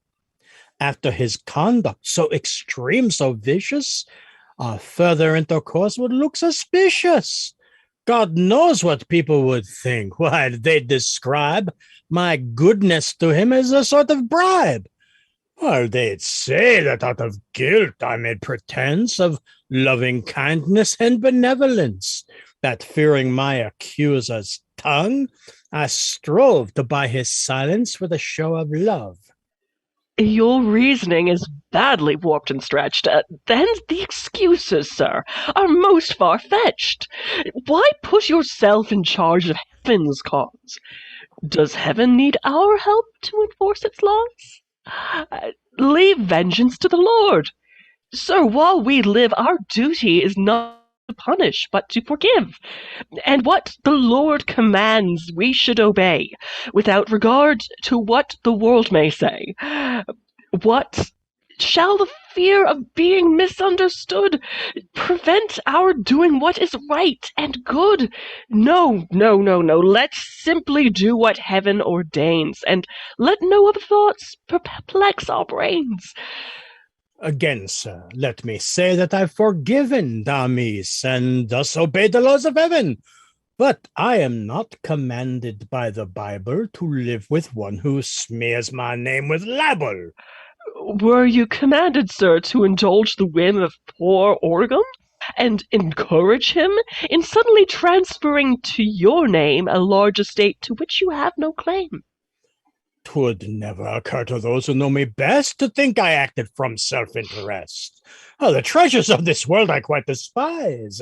Their specious glitter does not charm my eyes.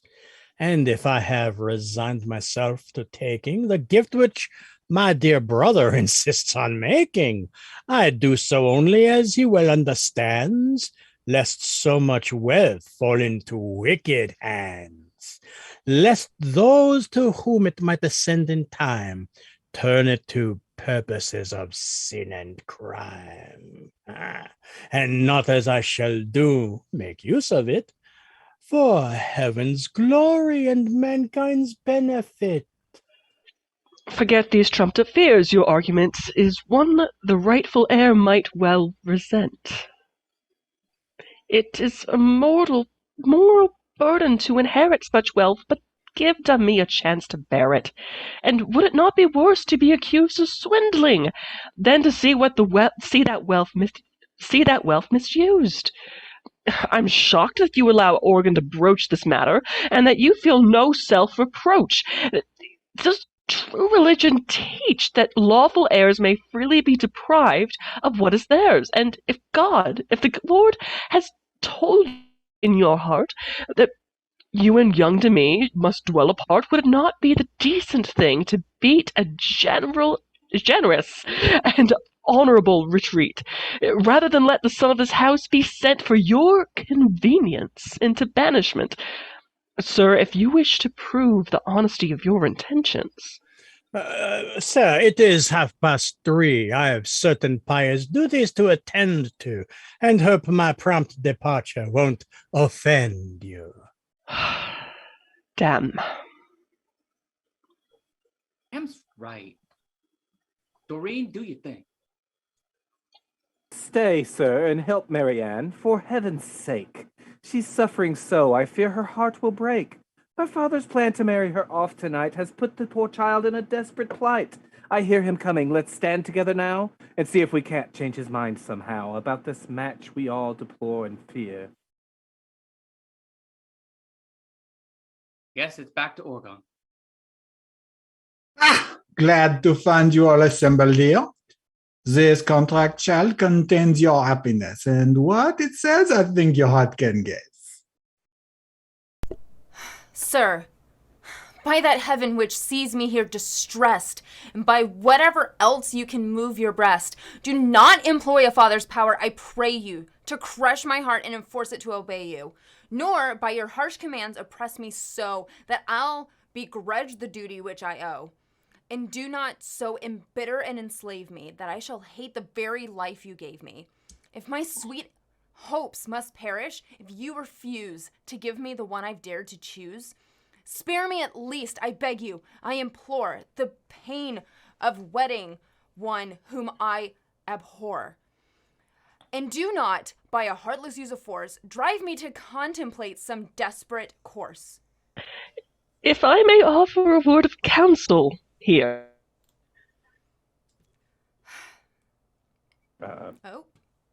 Be firm, muscle, no human weakness now. I do not resent your love for him. Allow your heart free rein, sir. Give him your property, and if that's not enough, take mine from me. He's welcome to my money. Take it, do. But I pray, include my person too. Spare me, I beg you, and let me end the tale of my sad days behind a convent veil. A convent? When cast in their armors, all lovesick girls have the same sort as yours. Get up! The more you love the man and dread him, the more ennobling it will be to wed him. Marry Tartuffe and mortify your flesh. Enough. Don't start with that whimpering afresh. But why? Be still there. Speak when you're spoken to, not one more bit of impudence out of you. If I may offer a word of counsel here. Brother, in counseling you have no peer. All your advice is forceful, sound, and clever. I don't propose to follow it, however. I am amazed and don't know what to say. Your blindness simply takes my breath away. You are indeed bewitched to take no warning from our account of what occurred this morning. Madam, I know a few plain facts, and one is that you're partial to my rascal son. Hence, when he sought to make Tartuffe the victim of our best lie, you dared not contradict him. Ah, but you underplayed your part, my pet. You should have looked more angry, more upset. When men make overtures, must we reply with righteous anger and a battle cry? Must we turn back their amorous advances with sharp reproaches and fiery glances? Myself, I find such offers merely amusing and make no scenes and fusses in refusing. My taste is for good-natured rectitude, and I dislike the savage sort of prude, who guards her virtue with her teeth and claws, and tears men's eyes out for the slightest cause. The Lord preserve me from such honor as that, which bites and scratches like an alley cat. I found that a polite and cold rebuff discourages a lover quite enough. I know the facts, and I shall not be shaken. I marvel at your power to be mistaken. Would it, I wonder, carry weight with you if I could show you that our tale was true? Show me. Yes. What? Come, what if I found a way to make you see the facts as plain as day? Nonsense. Do answer me. Don't be absurd. I'm not now asking you to trust our word. Suppose that from some hiding place in here, you learn the whole sad truth by eye and ear. Would you say of your good friend after that? Why, I'd say nothing by Jehoshaphat. It can't be true. Oh, you've been too long deceived, and I'm quite tired of being disbelieved. Come now, Let's put my statements to the test, and you shall see the truth be made manifest. I'll take that challenge. Now do your uttermost. We'll see how you make good your empty boast. Send him to me. He's crafty. It may be hard to catch the cunning scoundrel off his guard. No, amorous men are gullible. Their conceit so blinds them to that they're never hard to cheat. Have him come down. Please leave us for a bit. Bum, bum, bum. C4. Pull up this table and get under it. What? It's essential that you be well hidden. Why there? Oh, heavens! Just do as you are bidden. I have my plans. We'll soon see how they fare. Under the table now. And once you're there, take care that you are not seen nor heard. Well, I'll indulge you since I gave my word to see you through this infantile charade. Once this is over, you'll be glad we played. I'm going to act quite strangely now, and you must not be shocked at anything I do. Whatever I say, you must excuse. As part of the deceit I'm forced to use, I shall employ sweet speeches in the task of making that impostor drop his mask. I'll give encouragement to his bold desires and furnish fuel to his amorous fires. Since it's for your sake and for his destruction that I shall seem to yield to his seduction, I'll gladly stop whenever you decide that all your doubts are fully satisfied. I'll count on you, as soon as you have seen what sort of man he is, to intervene and not expose me to his odious lust. One moment longer than you feel you must. Remember, you're to save me from my plight. Whenever he's coming, hush! Keep out of sight. Rookie mistake, Elmire. Should have established a safe word. Just saying. You're leaving it to your husband to tell you to, pull you out of there, but you just need a safe word. Just saying. So, let's see how scene 5 plays out. Never play without a safe word. Never play without a safe word. Hmm? You wish to have a word with me, I'm told. Yes. I've a little secret to unfold. Before I speak, however, it would be wise to close that door and look around for spies. The very last thing that must happen now is a repetition of this morning's row. I've never been so badly caught off guard. How I feared for you. You saw how hard I tried to make that troublesome Demise control his dreadful temper and hold his peace. In my confusion, I didn't have the sense simply to contradict his evidence. But as it happened, that was for our best, and all has worked out for our interest. This storm has only bettered your position. My husband doesn't have the least suspicion. And now, in mockery of those who do, he bids me to be continually with you. And that is why, quite fearless of reproof, I can now be alone with my Tartuffe, and why my heart, perhaps too quick to yield, feels free to let its passion be revealed. Madam, your words confused me. Not long ago, you spoke in quite a different style,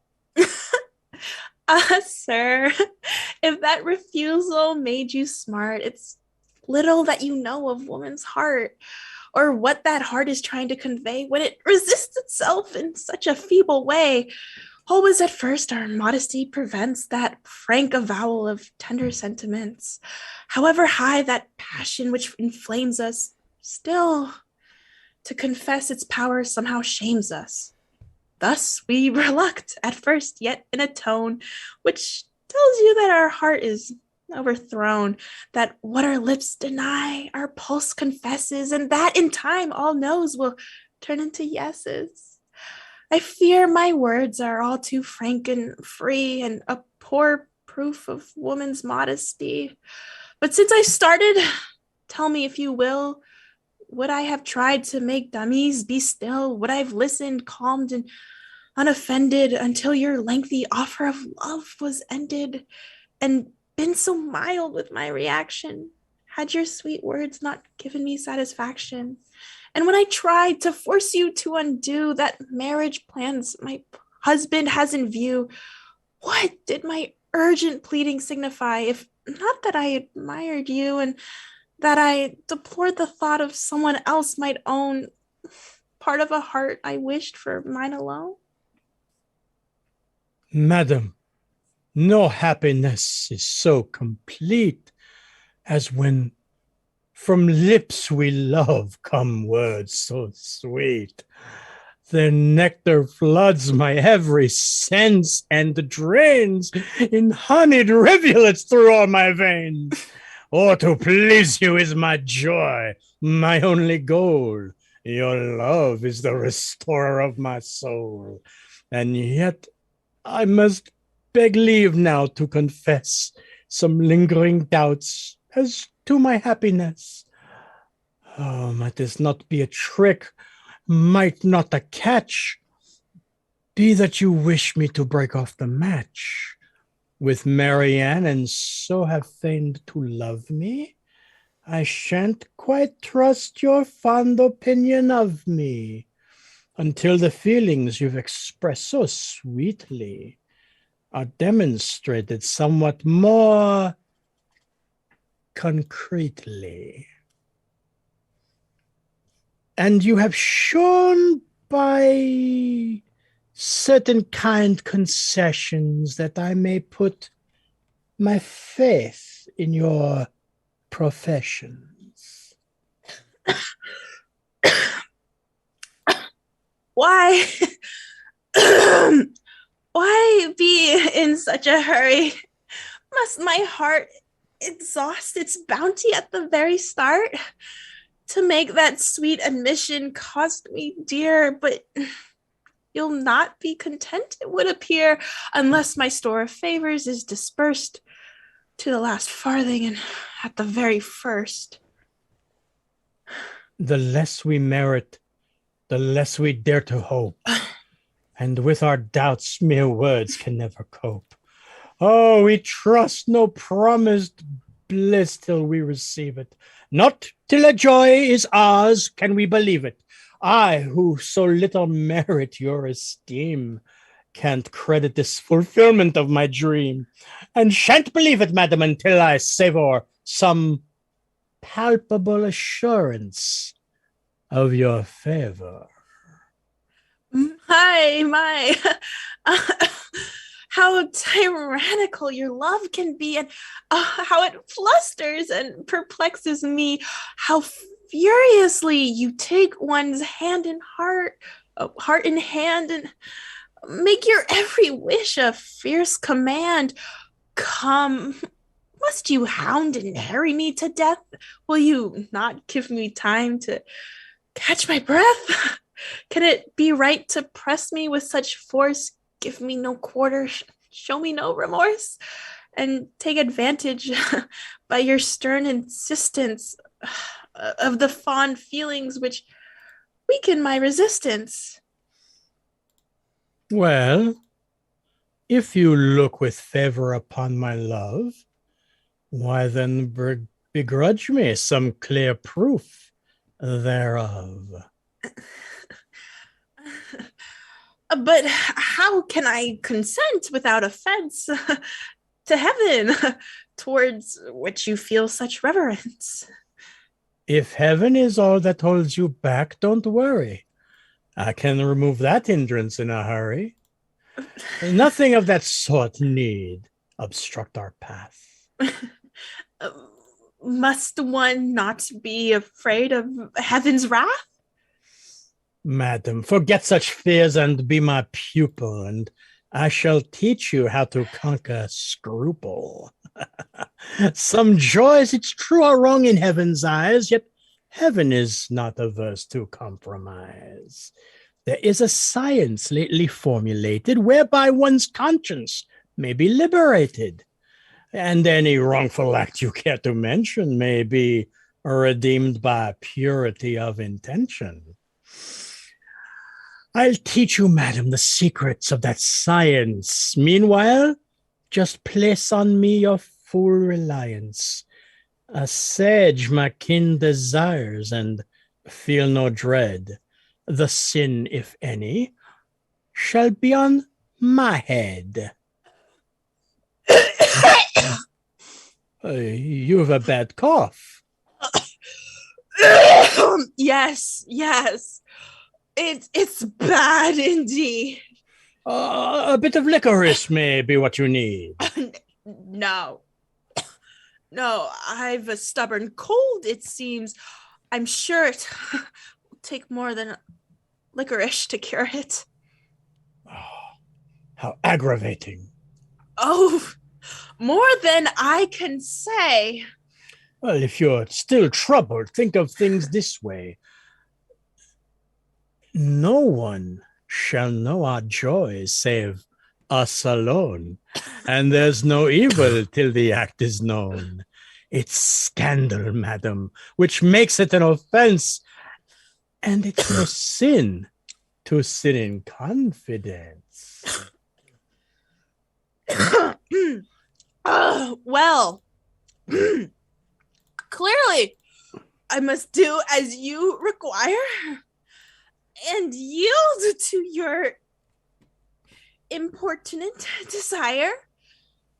It is apparent now that nothing less will satisfy you, and so I acquiesce.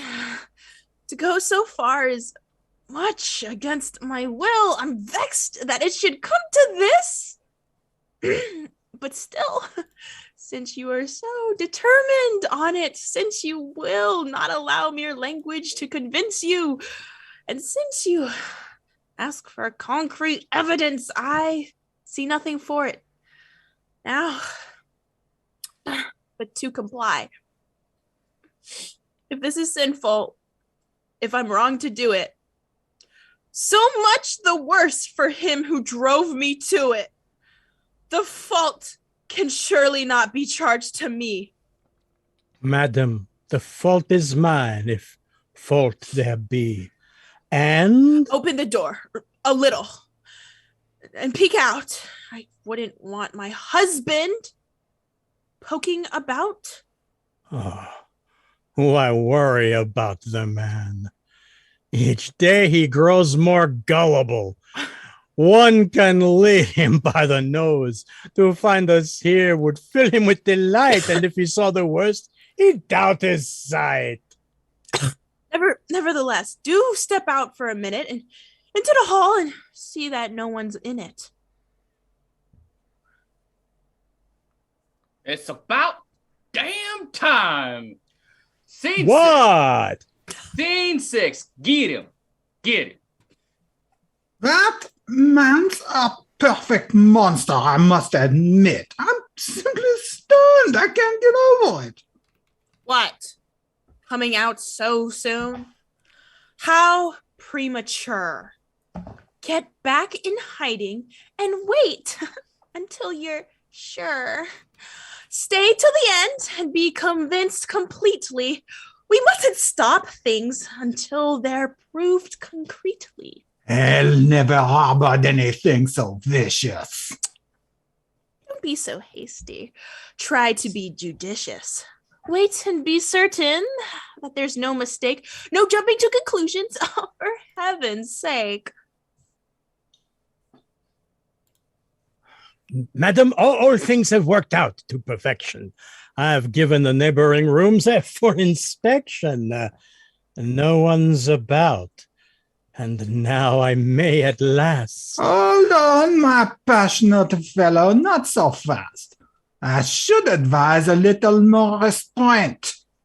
Well, so you thought you'd fool me, my dear saint. How soon you wearied of the saintly life, wedding my daughter and coveting my wife. I have long suspected you and had a feeling that soon I'd catch you at your double dealing. Just now you've given me evidence galore. It's quite enough. I have no wish for more. I'm sorry to have treated you so slyly, But circumstances forced me to be wily. Brother, you can't think. No more talk from you. Just leave this household without more ado. What I intended... That seems fairly clear. Spare me your falsehoods and get out of here. No. I'm the master and you're the one to go. This house belongs to me, I'll have you know. And I shall show you that you can't hurt me by this contemptible conspiracy, that those who cross me know not what they do, and that I've means to expose and punish you. Avenge offended heaven and make you grieve that you ever dared order me to leave. Don't mind me. Y'all just keep going. Y'all can do this without me at this point. I'm just here. Go. What was the point of all that angry chatter? Yeah, God, I'm worried. This is no laughing matter. How so? Here I understood his drift. I'm much disturbed about that deed of gift. You gave him... Yes, it's all been drawn and signed, but one thing more is weighing on my mind. What's that? I'll tell you, but first let's see if there's a certain strongbox in his room upstairs. And that's Act 4. There's just all of that and all of them things and things of that nature. Wow. Okay. I have been so grievously wronged. I'm going to say Truly. what everyone's saying in the chat. Donna. Donna. Donna. Go, Donna. Prima donna. Queen. Thank you. All Donna. Yes, Donna. Best Donna. I'm going to call Thank you. that whole performance was primo Donna. Mm-hmm. So good. Second. Chef's kiss. Second. Wow. But also, Teresa, can we be best friends? Like, Oh, like, man. all y'all are. I love this show Go, so much. sister, and get all him! of y'all are just. The I pom cheer you on, poms. sister. Let's go. Let's go.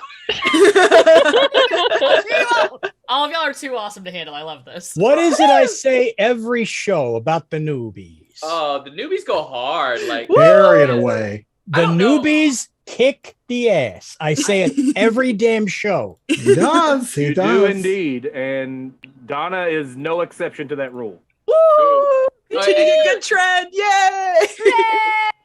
if you guys, I know no one can watch all the windows at once because there's just too much going on the screen.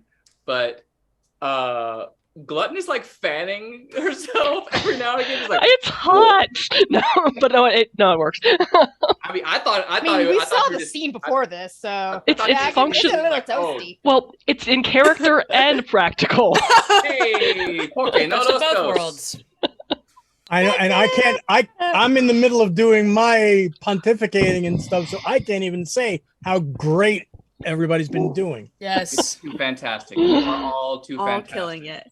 So I think all of us have this great urge to see Tartuffe get what's coming to him. So let us come to the comeuppance and move on. What did I do? Everything. Literally everything. Literally everything. So many things. I blow my nose at you. I fart in your general direction. You had way too much fun with Orgon under the table. Your There you mother go. was a hamster, and your Father smelled of elderberries. Now go away before I taunt you a second time. You silly English cunniget. We're French. Why do you think we have this outrageous accent? It's a mush. Look, y'all, we're doing It's a little Tartuffe. We're doing Tartuffe. Tartuffe is public domain. The other one is not. Let us away. Suddenly, the animator had a fatal heart attack. That's what happened to the last performance, wasn't it? A moose bit my sister once. Act 5, Scene 1. Lovely pieces. Darn. Where are you going so fast? God knows. Then wait. Let's have a conference and deliberate how the situation's to be met. That strongbox has me utterly upset. This is the worst of many, many shocks. Is there some fearful mystery in that box? My poor friend Argus brought that box to me with his own hands in utmost secrecy. While 'twas on the very morning of his flight, it's full of papers which, if they came to light, would ruin him, or such is my impression. Then why did you let it out of your possession? Those papers vexed my conscience, and it seemed best to ask the counsel of my prized guest. The cunning scoundrel got me to agree to leave the strongbox in his custody, so that, in case of an investigation, I could employ a slight equivocation and swear I didn't have it, and thereby, at no expense to conscience, tell a lie.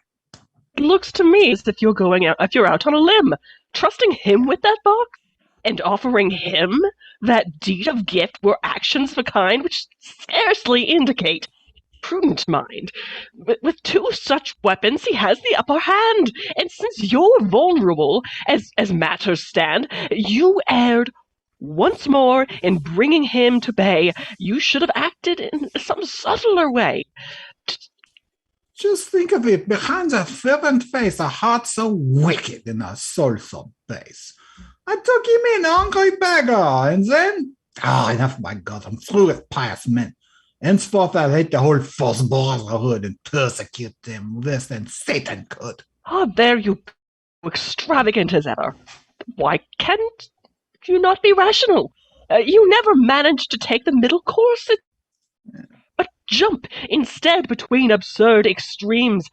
You've recognized your recent grave mistake as falling victim to a pious fake.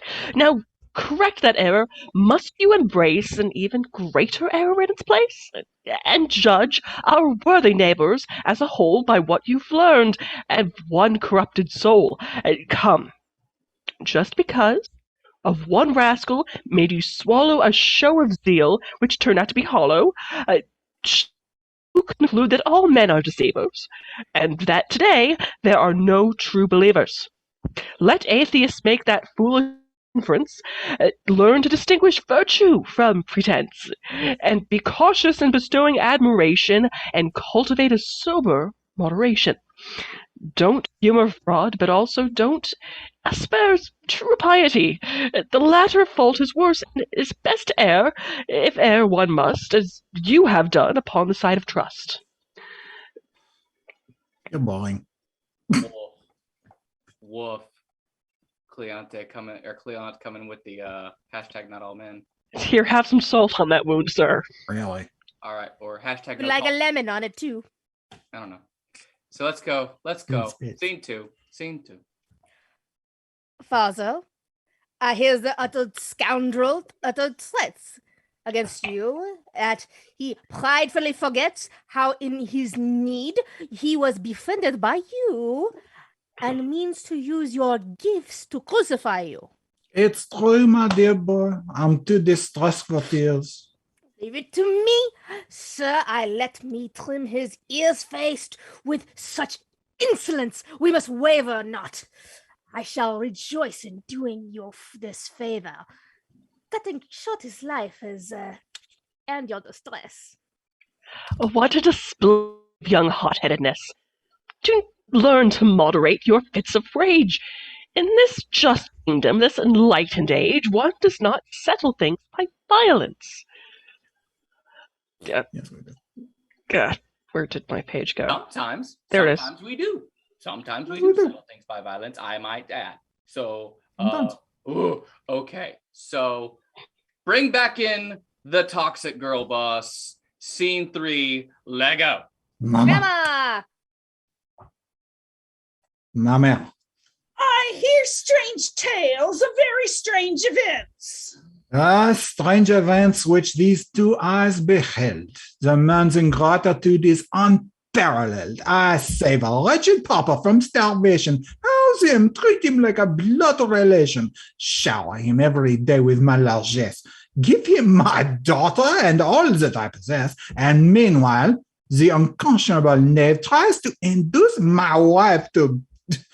misbehave, and not content with such extreme rascality, now threatens me with my own liberality and aims, by taking base advantage of the gifts I gave him out of Christian love, to drive me from my house, a ruined man, and make me end a pauper, as he began.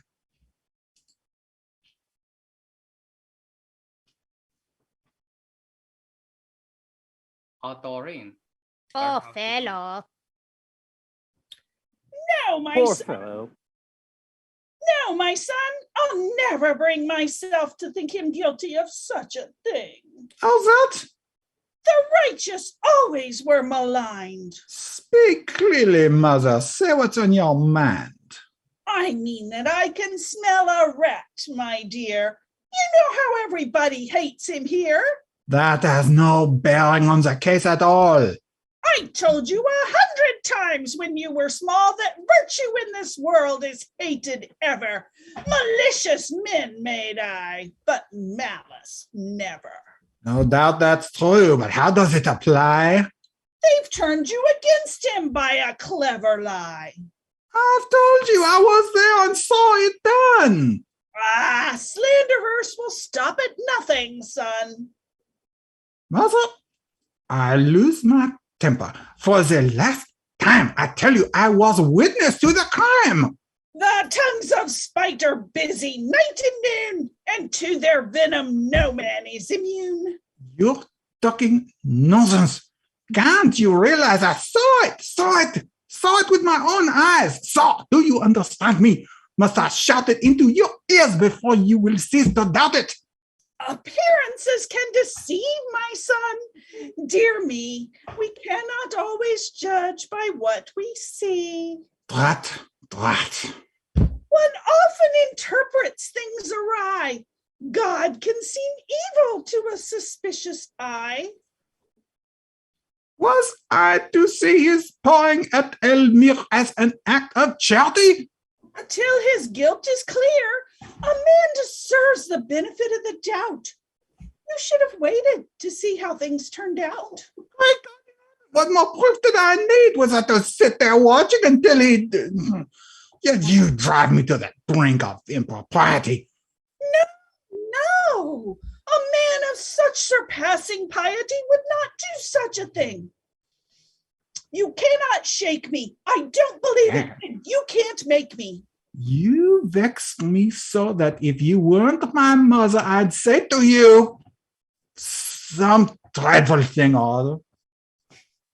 It's your turn now, sir, to not be listened to. You'd not trust us, and now she won't trust you. My friends, we are wasting time, which should be spent in facing up to our predicament. I fear that scoundrel's threats weren't made in sport. Do you think he has the nerve to go to court?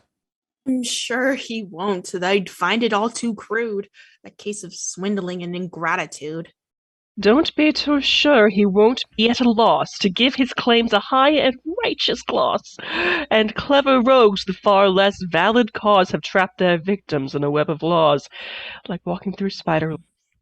I'll say again that to antagonize a man so strongly armed was most unwise. I know it, but the man's appalling cheek outraged me so I could not control my pique. I wish to heaven that we could devise some truce between you or some compromise. If I'd known what cards he'd held, I'd not have roused his anger by my little plot. What is that fellow looking for? Who is he? Go talk to him and tell him I'm busy. Oh, you about to be busy. Go for it. Scene 4. Good day, dear sister. Kindly let me see your master. He's involved with company and cannot be disturbed just now, I fear. I hate to intrude, but what has brought me here will not disturb your master in any event. Indeed, my news will make him most content. Your name? Just say that I bring greetings from Monsieur Tartuffe, on whose behalf I've come. Sir, he's a very gracious man and bears a message from Tartuffe, which he declares will make you most content. Upon my word, I think this man had best be seen and heard. Perhaps he has some settlement to suggest. How shall I treat him? What manner would be best? Control your anger, and if he should mention some fair adjustment, give him your full attention. Good health to you, good sir. May heaven confound your enemies, and may your joys abound. A gentle salutation. It confirms my guess that he is here to offer terms. I've always held your family most dear. I served your father, sir, for many a year. Sir, I must ask your pardon. To my shame, I cannot now recall your face or name. Lawyer's my name. I come from Normandy, and I'm a bailiff in all modesty. For 40 years, praise God, it's been my boast to serve with honor in that vital post. And I am here, sir, if you will permit the liberty to serve you with this writ. What? Now, please, sir, let us have no friction. It's nothing more but an order of eviction. You are to move your goods and family out, and make way for new occupants without deferment or delay, and give the keys. I leave this house. Why, yes, sir, if you please. This house, sir, from the cellar to the roof, belongs now to the good Monsieur Tartuffe, and he is lord and master of your estate by virtue of a deed of present date, drawn into form with clearest legal phrasing. Your insolence is utterly amazing! Young man, my business here is not with you, but with your wise and temperate father who, like every worthy citizen, stands in awe of justice and would never obstruct the law. But... Not for a million, sir, would you rebel against authority. I know that well. You'll not make trouble, sir, or interfere with the execution of my duties here. Some may execute a smart tattoo, but on blackjackers of yours before they're through? Sir, bid your son be silent and much regret having to mention such a nasty threat of violence in writing my report. This man's loyal's a most disloyal sort. I love all men of upright character, and when I agreed to serve these papers, sir, it was your feelings I had in mind. I couldn't bear to see the case assigned to someone else who might esteem you less, and so subject you to unpleasantness. What's more unpleasant than telling a man to leave his house alone? You'd like a short reprieve? If you desire it, sir, I shall not press you, but wait until tomorrow to dispossess you. Splendid, I'll come and spend the night here then, most quietly with half a score of men. For form's sake, you might bring me just before you'll go to bed the keys to the front door. My men, I promise, will be on their best behavior and will not disturb your rest. But bright and early, sir, you must be quick and move out all your furniture, every stick. The men I've chosen are both young and strong, and with their help, it shouldn't take you long. In short, I'll make things pleasant and convenient. And since I'm being so extremely lenient, please show me, sir, like a consideration, and give me your entire cooperation. I may be all but bankrupt, but I vow I'd give 100 louis here now, just for the pleasure of landing one good clout right on the end of that complacent snout. Careful, don't make things worse. Little inches. To give a beggar a good kick in the britches.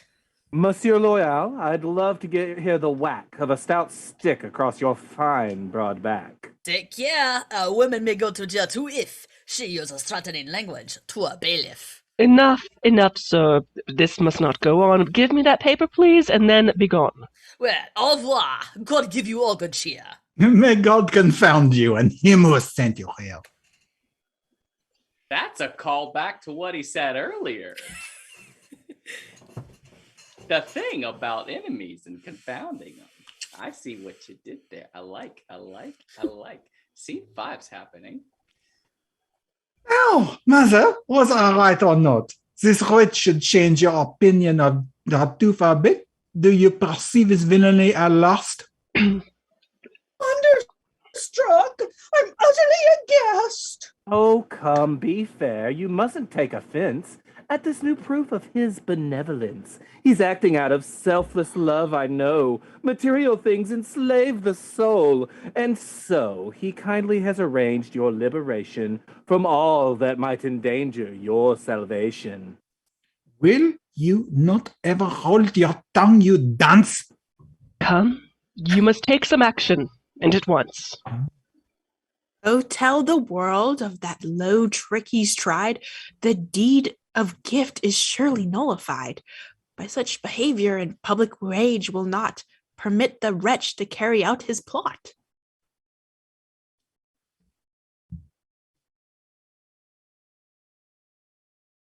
I just love how everyone's like when they find out Tartuffe is a heel, like everyone who supported him is just coming forth with all these sincere apologies for not listening to warnings.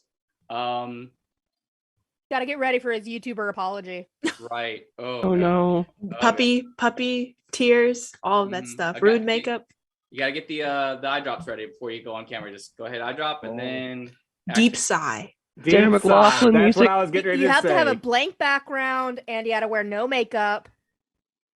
Sarah McLachlan music playing in the background. And then classic, I didn't want to make this video. Oh God. Thoughts and prayers. Thoughts and prayers, Tartuffe. Scene 6. Scene 6. Sir, though I hate to bring you more bad news, such as the danger that I cannot choose, a friend who is extremely close to me and knows my interest in your family has, for my sake, presumed to violate the secrecy that's due to things of state, and sends me word that you are in a plight from which your one salvation lies in flight. That scoundrel who's imposed upon you so denounced you to the king an hour ago, and as supporting evidence displayed the strongbox of a certain renegade whose secret papers, so he testified, you had disloyally agreed to hide. I don't know just what charges may be pressed, but there's a warrant out for your arrest. Tartuffe has been instructed, furthermore, to guide the arresting officer to your door. He's clearly done this to facilitate his seizure of your house and your estate. That man, I must say, is a vicious beast. Quick, sir, you mustn't tarry in the least. My carriage is outside to take you hence. This 1,000 louis should cover all expense. Let's lose no time, or you shall be undone. The sole defense in this case is to run. I shall go with you all the way, and place you in a safe refuge to which they'll never trace you. Alas, dear boy, I wish I could show you my gratitude for everything I owe you. But now is not the time. I pray the Lord that I may live to give you your reward. Farewell, my dears. Be careful. Brother, hurry. We shall take care of things. You needn't worry. Okay. Scene 7. We're bringing this thing home. Let's bring it home. Gently, sir, gently. Stay right where you are. No need for haste. Your lodging isn't far. You're off to prison by order of the prince. This is a crowning blow, you wretch. And since it means my total ruin and defeat, your villainy is now at last complete. You needn't try to provoke me. It's no use. Those who serve heaven must expect abuse. You are indeed most patient, sweet, and blameless. How he exploits the name of heaven. It's shameless. Your taunts and mockeries are all for naught. To do my duty is my only thought. Your love of duty is most meritorious, is the pronunciation we're going with. And what you've done is little short of glorious. All deeds are glorious, madam, which obey the sovereign prince who sent me here today. I rescued you when you were destitute. Have you forgotten that, you thankless brute? No. I well remember everything, but my first duty is to serve my king. That obligation is so paramount that others' claim beside it do not count. And for it, I would... Am I in the right place? Yeah. Yes. Yep. And for it, I would sacrifice my wife, my family, my friend, or my own life. A crit. That's Oh, the name that's- of the play. Said it. Could have All said that we most- Tartuffe. All that we most revere, he uses to cloak his plots and camouflage his ruses. If it is true that you are animated by pure and loyal zeal, as you have stated, Choking on the very idea. Safe indeed, word. why was this zeal not roused until you'd sought to make Oregon cuckold and been caught? Why weren't you moved to give your evidence until your outraged host had driven you hence? I shan't say that the gift of all his treasure ought have damped your zeal in any measure, but if he is a traitor, as you declare, how could you condescend to be his heir? Sir, spare me all this clamor. It's growing shrill. Please, carry out your orders, if you will. Yes, I've delayed too long, sir. Thank you kindly. You're just the proper person to remind me. Come, you are off to join the other boarders in the king's prison, according to his orders. Who? I, sir? Yes. To prison? This can't be true. Our own explanation, but not to you. Sir, all is well, rest easy, humble grateful. We serve a prince, to whom all sham is hateful. A prince who sees into our innermost hearts, and can't be fooled by any trickster's arts.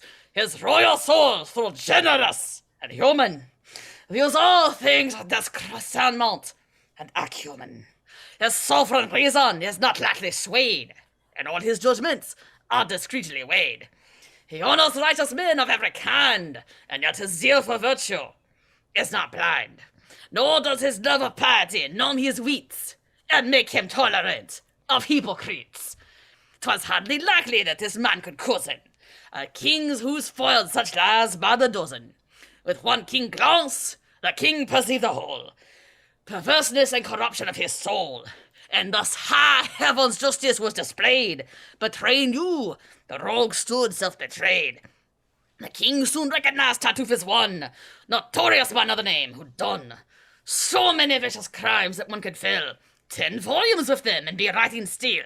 But to be brief, our sovereign was appalled by this man's treachery towards you, which he called the last worst villainy of a vile career, and bade me follow the impostor here, to see how gross his impudence could be, and force him to restore your property. Your private papers by the king's command are hereby seized and given to your hand. The king, by royal order, invalidates the deed which gave this rascal your estates, and pardons furthermore your grave offense in harboring in exile's documents. By these decrees, our prince will reward you for your loyal deeds in the late Civil War, and shows how heartfelt is his satisfaction in recompensing any worthy action, how much he prizes merit, and how he makes more of men's virtues than their mistakes.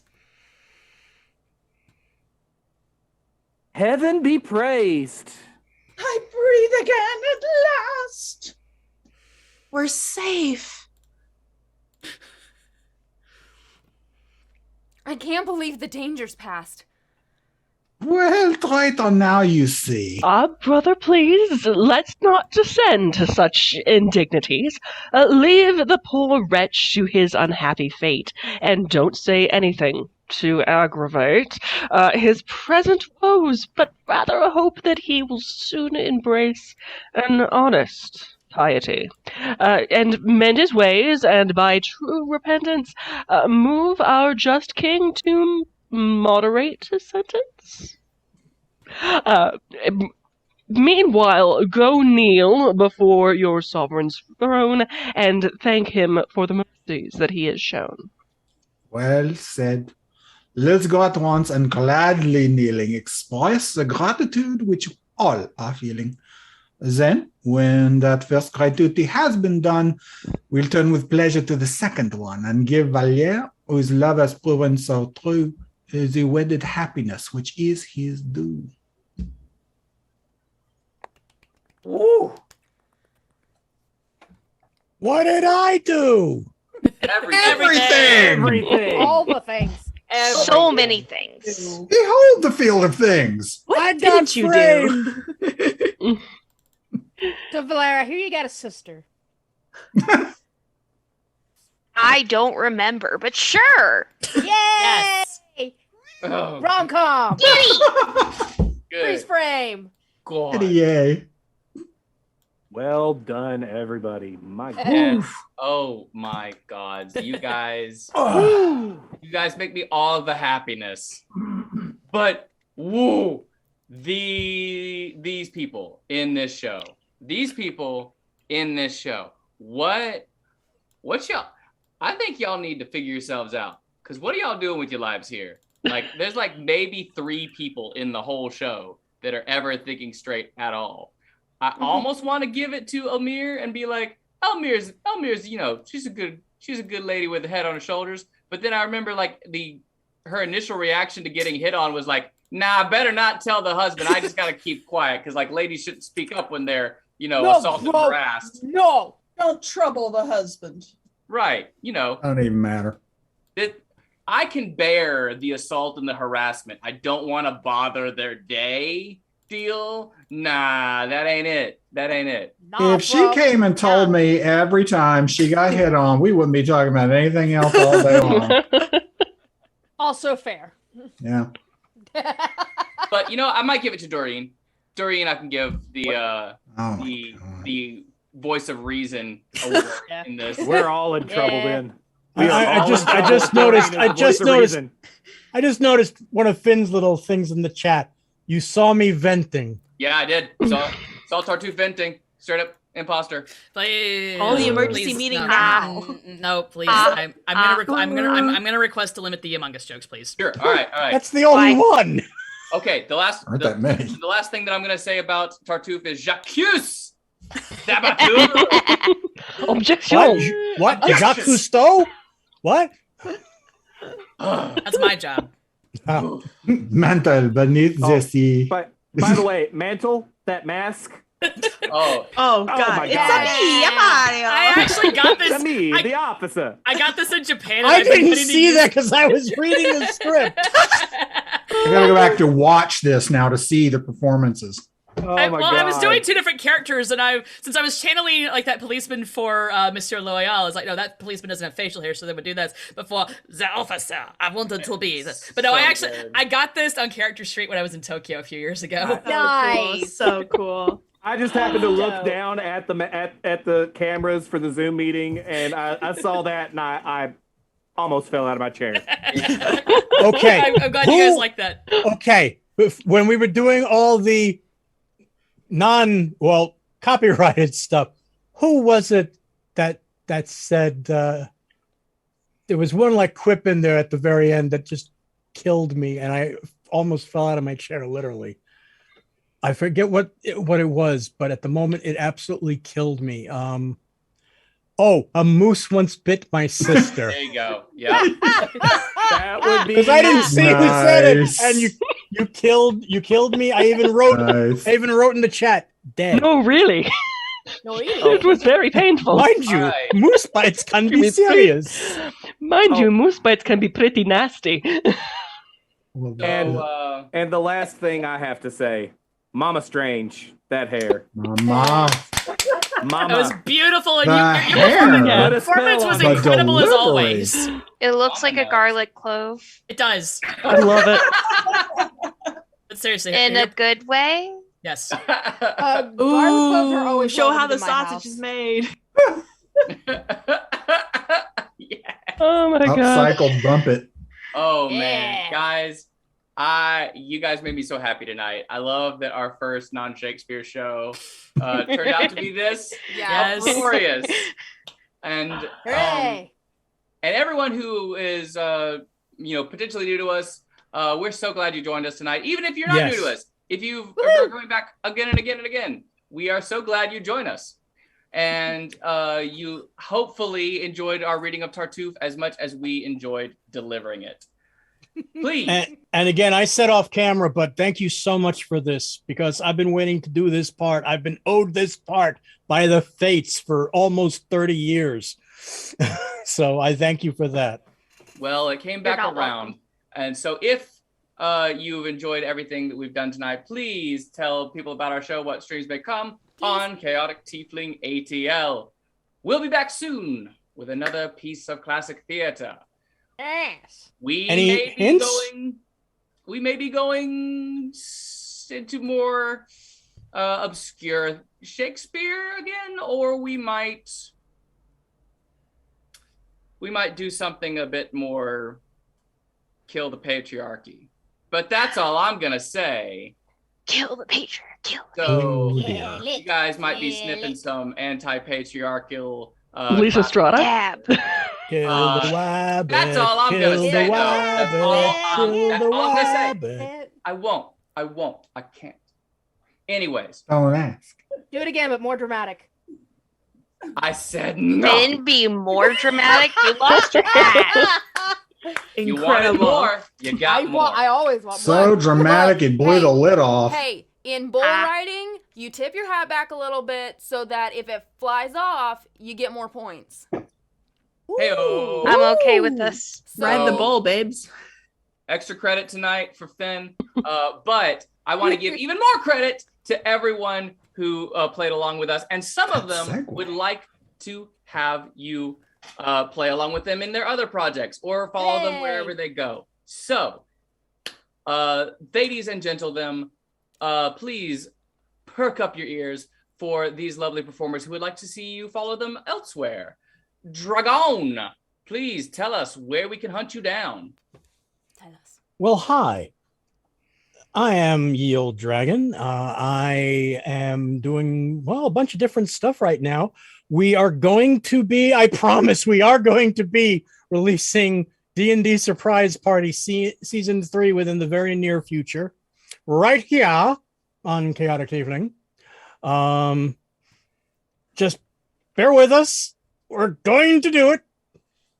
But also, you can find me every Monday night at 9 p.m. Eastern Daylight Time on my channel, Ye Old Dragon, right here on Twitch, as I host a nice little comfortable, chatty kind of show called Conversations with Ye Old Dragon. One or two people on this screen have already been there. Some more might be there in the near future, and but all are always welcome at my humble dragon's den. During the course of the evening, I'm sure at some point, exclamation point, forsooth. Cheers. Forsooth. I mean, it's been up there all night and on my chest. Oh. But that will bring you to my TeePublic shop, which you can. You got a mug. I like that. Well, I was written you see, I offer humble wares of many persuasions, inspired by Shakespeare, mostly inspired by the performances and the requests of the casts of What Streams May Come. Such things as, I have been written as is in evidence on Master Finn's cup. Also, Naughty Varlet. A couple of fun Shakespearean, yes, Shakespeare really wrote that, and all sorts of other fun things. I also have D&D inspired merch, official D&D surprise party merch, pop culture merch, anime inspired merch, and there is a sale until tomorrow night at midnight when you can get everything up to 35% off. That's right, shirts as low as $14, and they go all the way up to 5X in size, so you can have a nice, big, comfy shirt, no matter how petite you might be.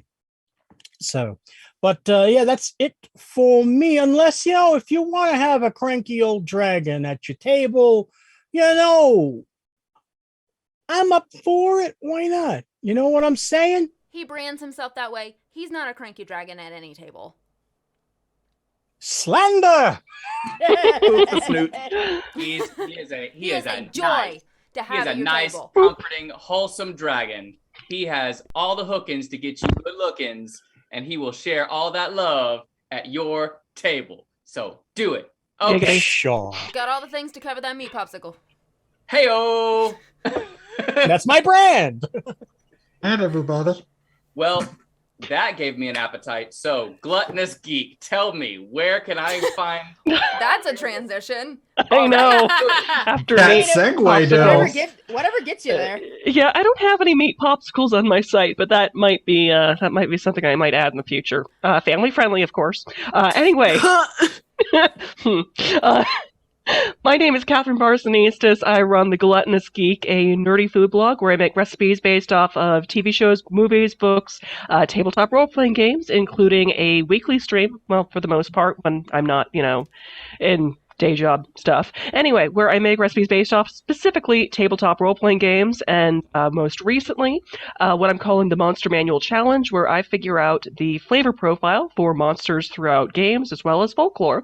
Last episode, we did chilaquiles based off of the chupacabra, and this upcoming episode, which will probably be tomorrow, is for an Indonesian-style pork curry based off of the monster from Indonesian folklore. More things coming up. I will be a panelist at MomoCon and Gen Con this year. Yes, MomoCon Saturday at 7 p.m. I'll be running Dinner and Dice Roll, How to Feed Your Adventuring Party, where how you can incorporate food culture into your tabletop role-playing game or in your writing. And that will also be for those who are needing to add tickets to their Gen Con schedule tomorrow. I will be running the same panel at Gen Con at 3 p.m. on Friday. So sign up. We've got plenty of spots and free recipe cards. And another thing, also, I know a lot of stuff. I am one of the writers for the upcoming Fantasy Feasting Sauce book. Yeah, it is a 5e source book plus cookbook that is featuring many talented game developers and artists. I believe Icy Dicey is heading up that project. I can't remember the name of the publishing company off the top of my head because I am terrible with names and I have name blindness. But search for that on Kickstarter. It will be starting up soon. We will have very fun items that you can include to your party, such as the Truffle Hunter Totem, which is a small little pig-shaped earth elemental that can find you many things, including trapped secret doors and ingredients for a delicious meal. Or, let's see, I believe that we also have a dire cow enchilada on the menu. So, look that up. That is, I believe, all I have on the menu so far for tonight. Well, that sounds like other than you can find me at thegluttonousgeek.com. I'm looking at that website right now, and I'm getting hungry. I've had Catherine's food, and it's so good. I will bear that in mind when I start cooking later. Yay! Fantastic. Whew. Well, now that you've made us just so hungry, the man that makes us all thirsty, Trav, tell us, Thirst Trav, tell us where we can find you, wherever you may be. I am so gonna get you for that, I swear. I'm counting on it. You better. Been Anyway. on a whole other level tonight. And it's because there's no Jess to rein him in. Vampire Mom Jess isn't here to He's running wild. Check out these ears. Ain't nobody flicking these ears. I was just about to say, his ears are flick-proof tonight. Damn. I'm just waiting for her to pop in again and just do this to the side. No, unfortunately, we are in separate houses tonight. I meant like screens. All of a sudden, Jess is just gonna like that. Plow him over out of nowhere. Exactly. So, are you saying that you're in frame. two households both alike in indignity? Yes, none. Incredible. Genuinely none incredible. whatsoever. If that alike score is 0, then yes. Well, I said indignity. Yeah, there you go. Yes. In Fair Atlanta? Yes, in Fair Atlanta where we lay our scene. Yes. Yeah, that scene gets laid an awful lot is the good thing. Good night, everybody. We've got Dragon Con. Trav's not lying. I'll see you guys there. Really not lying. Yay! I won't, but unfortunately, you can see me occasionally if you go to @TWFarland on Twitter. I'm occasionally on the Dice Fiends podcast. You can actually now find I'm doing a short series of GM tips for people who are running of games, who want to kind of get into how things get run, maybe little tips, maybe to help you get a little better, maybe help you enjoy the experience more and help your players know what they're getting into. You can find that on SoundCloud @Traveler-Farlander. You can also, of course, find it on my Twitter, and my pinned post is my card. So that's where you can find me.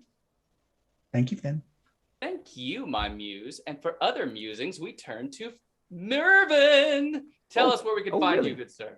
Well, you can find me on the Twitch as well. You can find me at Mervyn's Musings on Twitch and Twitter. And you can also check out the website. It's still very much under construction, but mervynsmusings.com, where you will see me playing mostly Phasmophobia and Dokapon Kingdom for charity. We will be doing a streamathon at the end of the month for Norton Children's Hospital. The details are still being worked out on that, so y'all can come and force me to be on screen for a very, very long time. Yeah,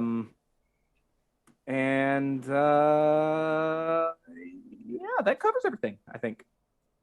Fantastic. Thank you ever so. And now we bear the mantle to Mantle.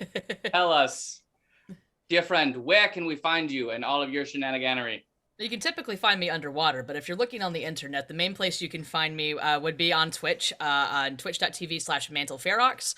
I am a variety streamer. The general joke, though, is that I'm a Zelda streamer. For some reason, people seem to think that. I don't know why. Usually about 70-30 Nintendo, PlayStation. Play anything from retro to modern. Right now, I am doing a replay of Bayonetta 2. And this will be the first time I've shared this. Once we wrap up Bayonetta 2, we're going to be diving into a replay of one of my favorite games of all time, Xenoblade Chronicles 2. So if anyone's curious, I did a replay of 1 last year. We're doing a replay of 2 now. So if anyone's curious about stuff before the 3rd game drops this summer, feel free to swing on by. I do try to stream about 2 or 3 times a week. And in addition to just like fun, cozy, chill vibes and fun video game adventures, I'm a marine biologist. So we love talking about science, marine biology, all sorts of fun stuff on there. I'm also happy to answer that off stream if anyone ever has any questions. But yeah, you can find me, again, twitch.tv/MantleFerox. I'm also on Twitter. I do have an Instagram which you can link to from there. That's mostly for my cosplay stuff, because I will not be at that upcoming convention. I will, however, the same weekend be at Animazement, and then I'll see many of you at Dragon Con. Yeah. Nice. So I'm a marine biologist, a gamer, cosplayer, and a diver. And yeah, love sharing the fun adventures with everyone online. And we love you. And I believe we all fell in love tonight with our primo, Donna. Yes! Donna, tell us where we can follow you for more of that goodness. Hi, everyone. Thank you so much for having me on. It's been such a blast, and it's been amazing and everything, and so cool. You guys can find me on Twitter at Shabro. It's spelled XIABRO. I am a voice actress, so you can find out what cool projects I've been doing there, and get some of that goodness and all of that jazz. I do a lot of video games, do a lot of podcasts, and I'm branching out into the world of audiobooks. So we'll see how that goes. Love it. Absolutely adore all of you.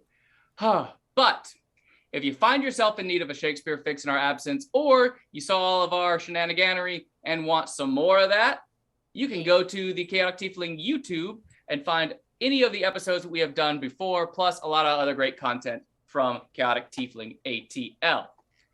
Please, ladies and gentlemen, toss a sub to your Twitchers and show some love to our dear friend Babs the Bat. For producing the show on her channel, without her hard work, we would not be able to share this with all of you. If you'd like to connect with us, just go ahead and give us a follow on Twitter. Isn't there something tomorrow? There is. There is. We're getting there. Sorry. It's coming. You're good. We are cooking up or something. Mental, bring back the mask. Ben, is this really a time for such ridiculous accents? That was the wrong accent anyway. Yeah, whatever. Mamma What mia. we're doing is you can find Chaotic Tiefling ATL is Chaotic Tief ATL Yep. 'cause on there's Twitter only at so Chaotic much Tief ATL. space. Yep. And you can find the lovely lady Barbara at Real Babs the Bat. And you can find me at Bloodhaven Bard because you know my affection for that daring young man on the flying trapeze. But also, it's great when we team up because then it's just on brand.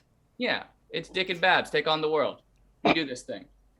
Well, if you need a Holly on your team. Okay, though, but okay. Okay.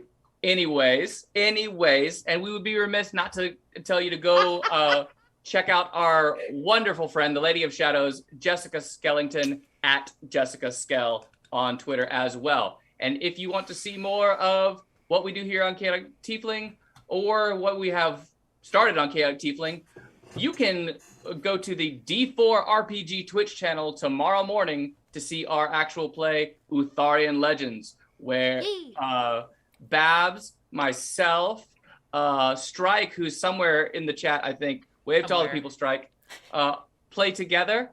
And normally, Jess would be there as well. This weekend we will be Jess Less on Utharian, but we will have a special surprise guest, along with Robo Goblin, TTRP GIFs, plays that game with us as well as Blaze of Gloriosa. Did I say GIFs wrong? I did. You said GIFs. I said GIFs. Well, Choosy Mom's wrong. Great peanut butter. He'll just fix that in a jiffy. Yeah, No religious debates right now. TTRP GIFs. So, where was I? Oh yeah. Until next show, everyone. Hold on.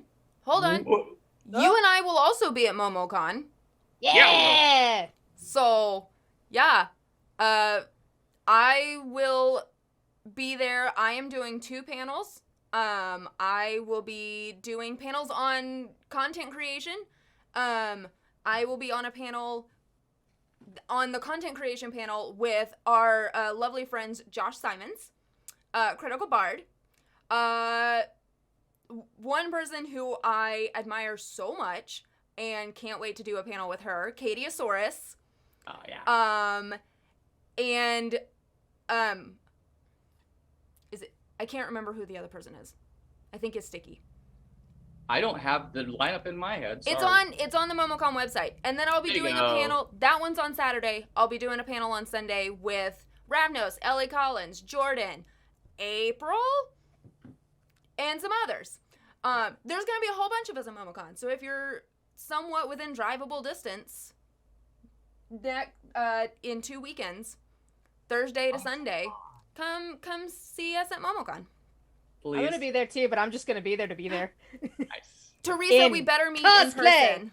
And if you're further north that same weekend, I'll be at Animazement. You can come hang out with me. Hey, we'll have to hang out online that weekend at some point.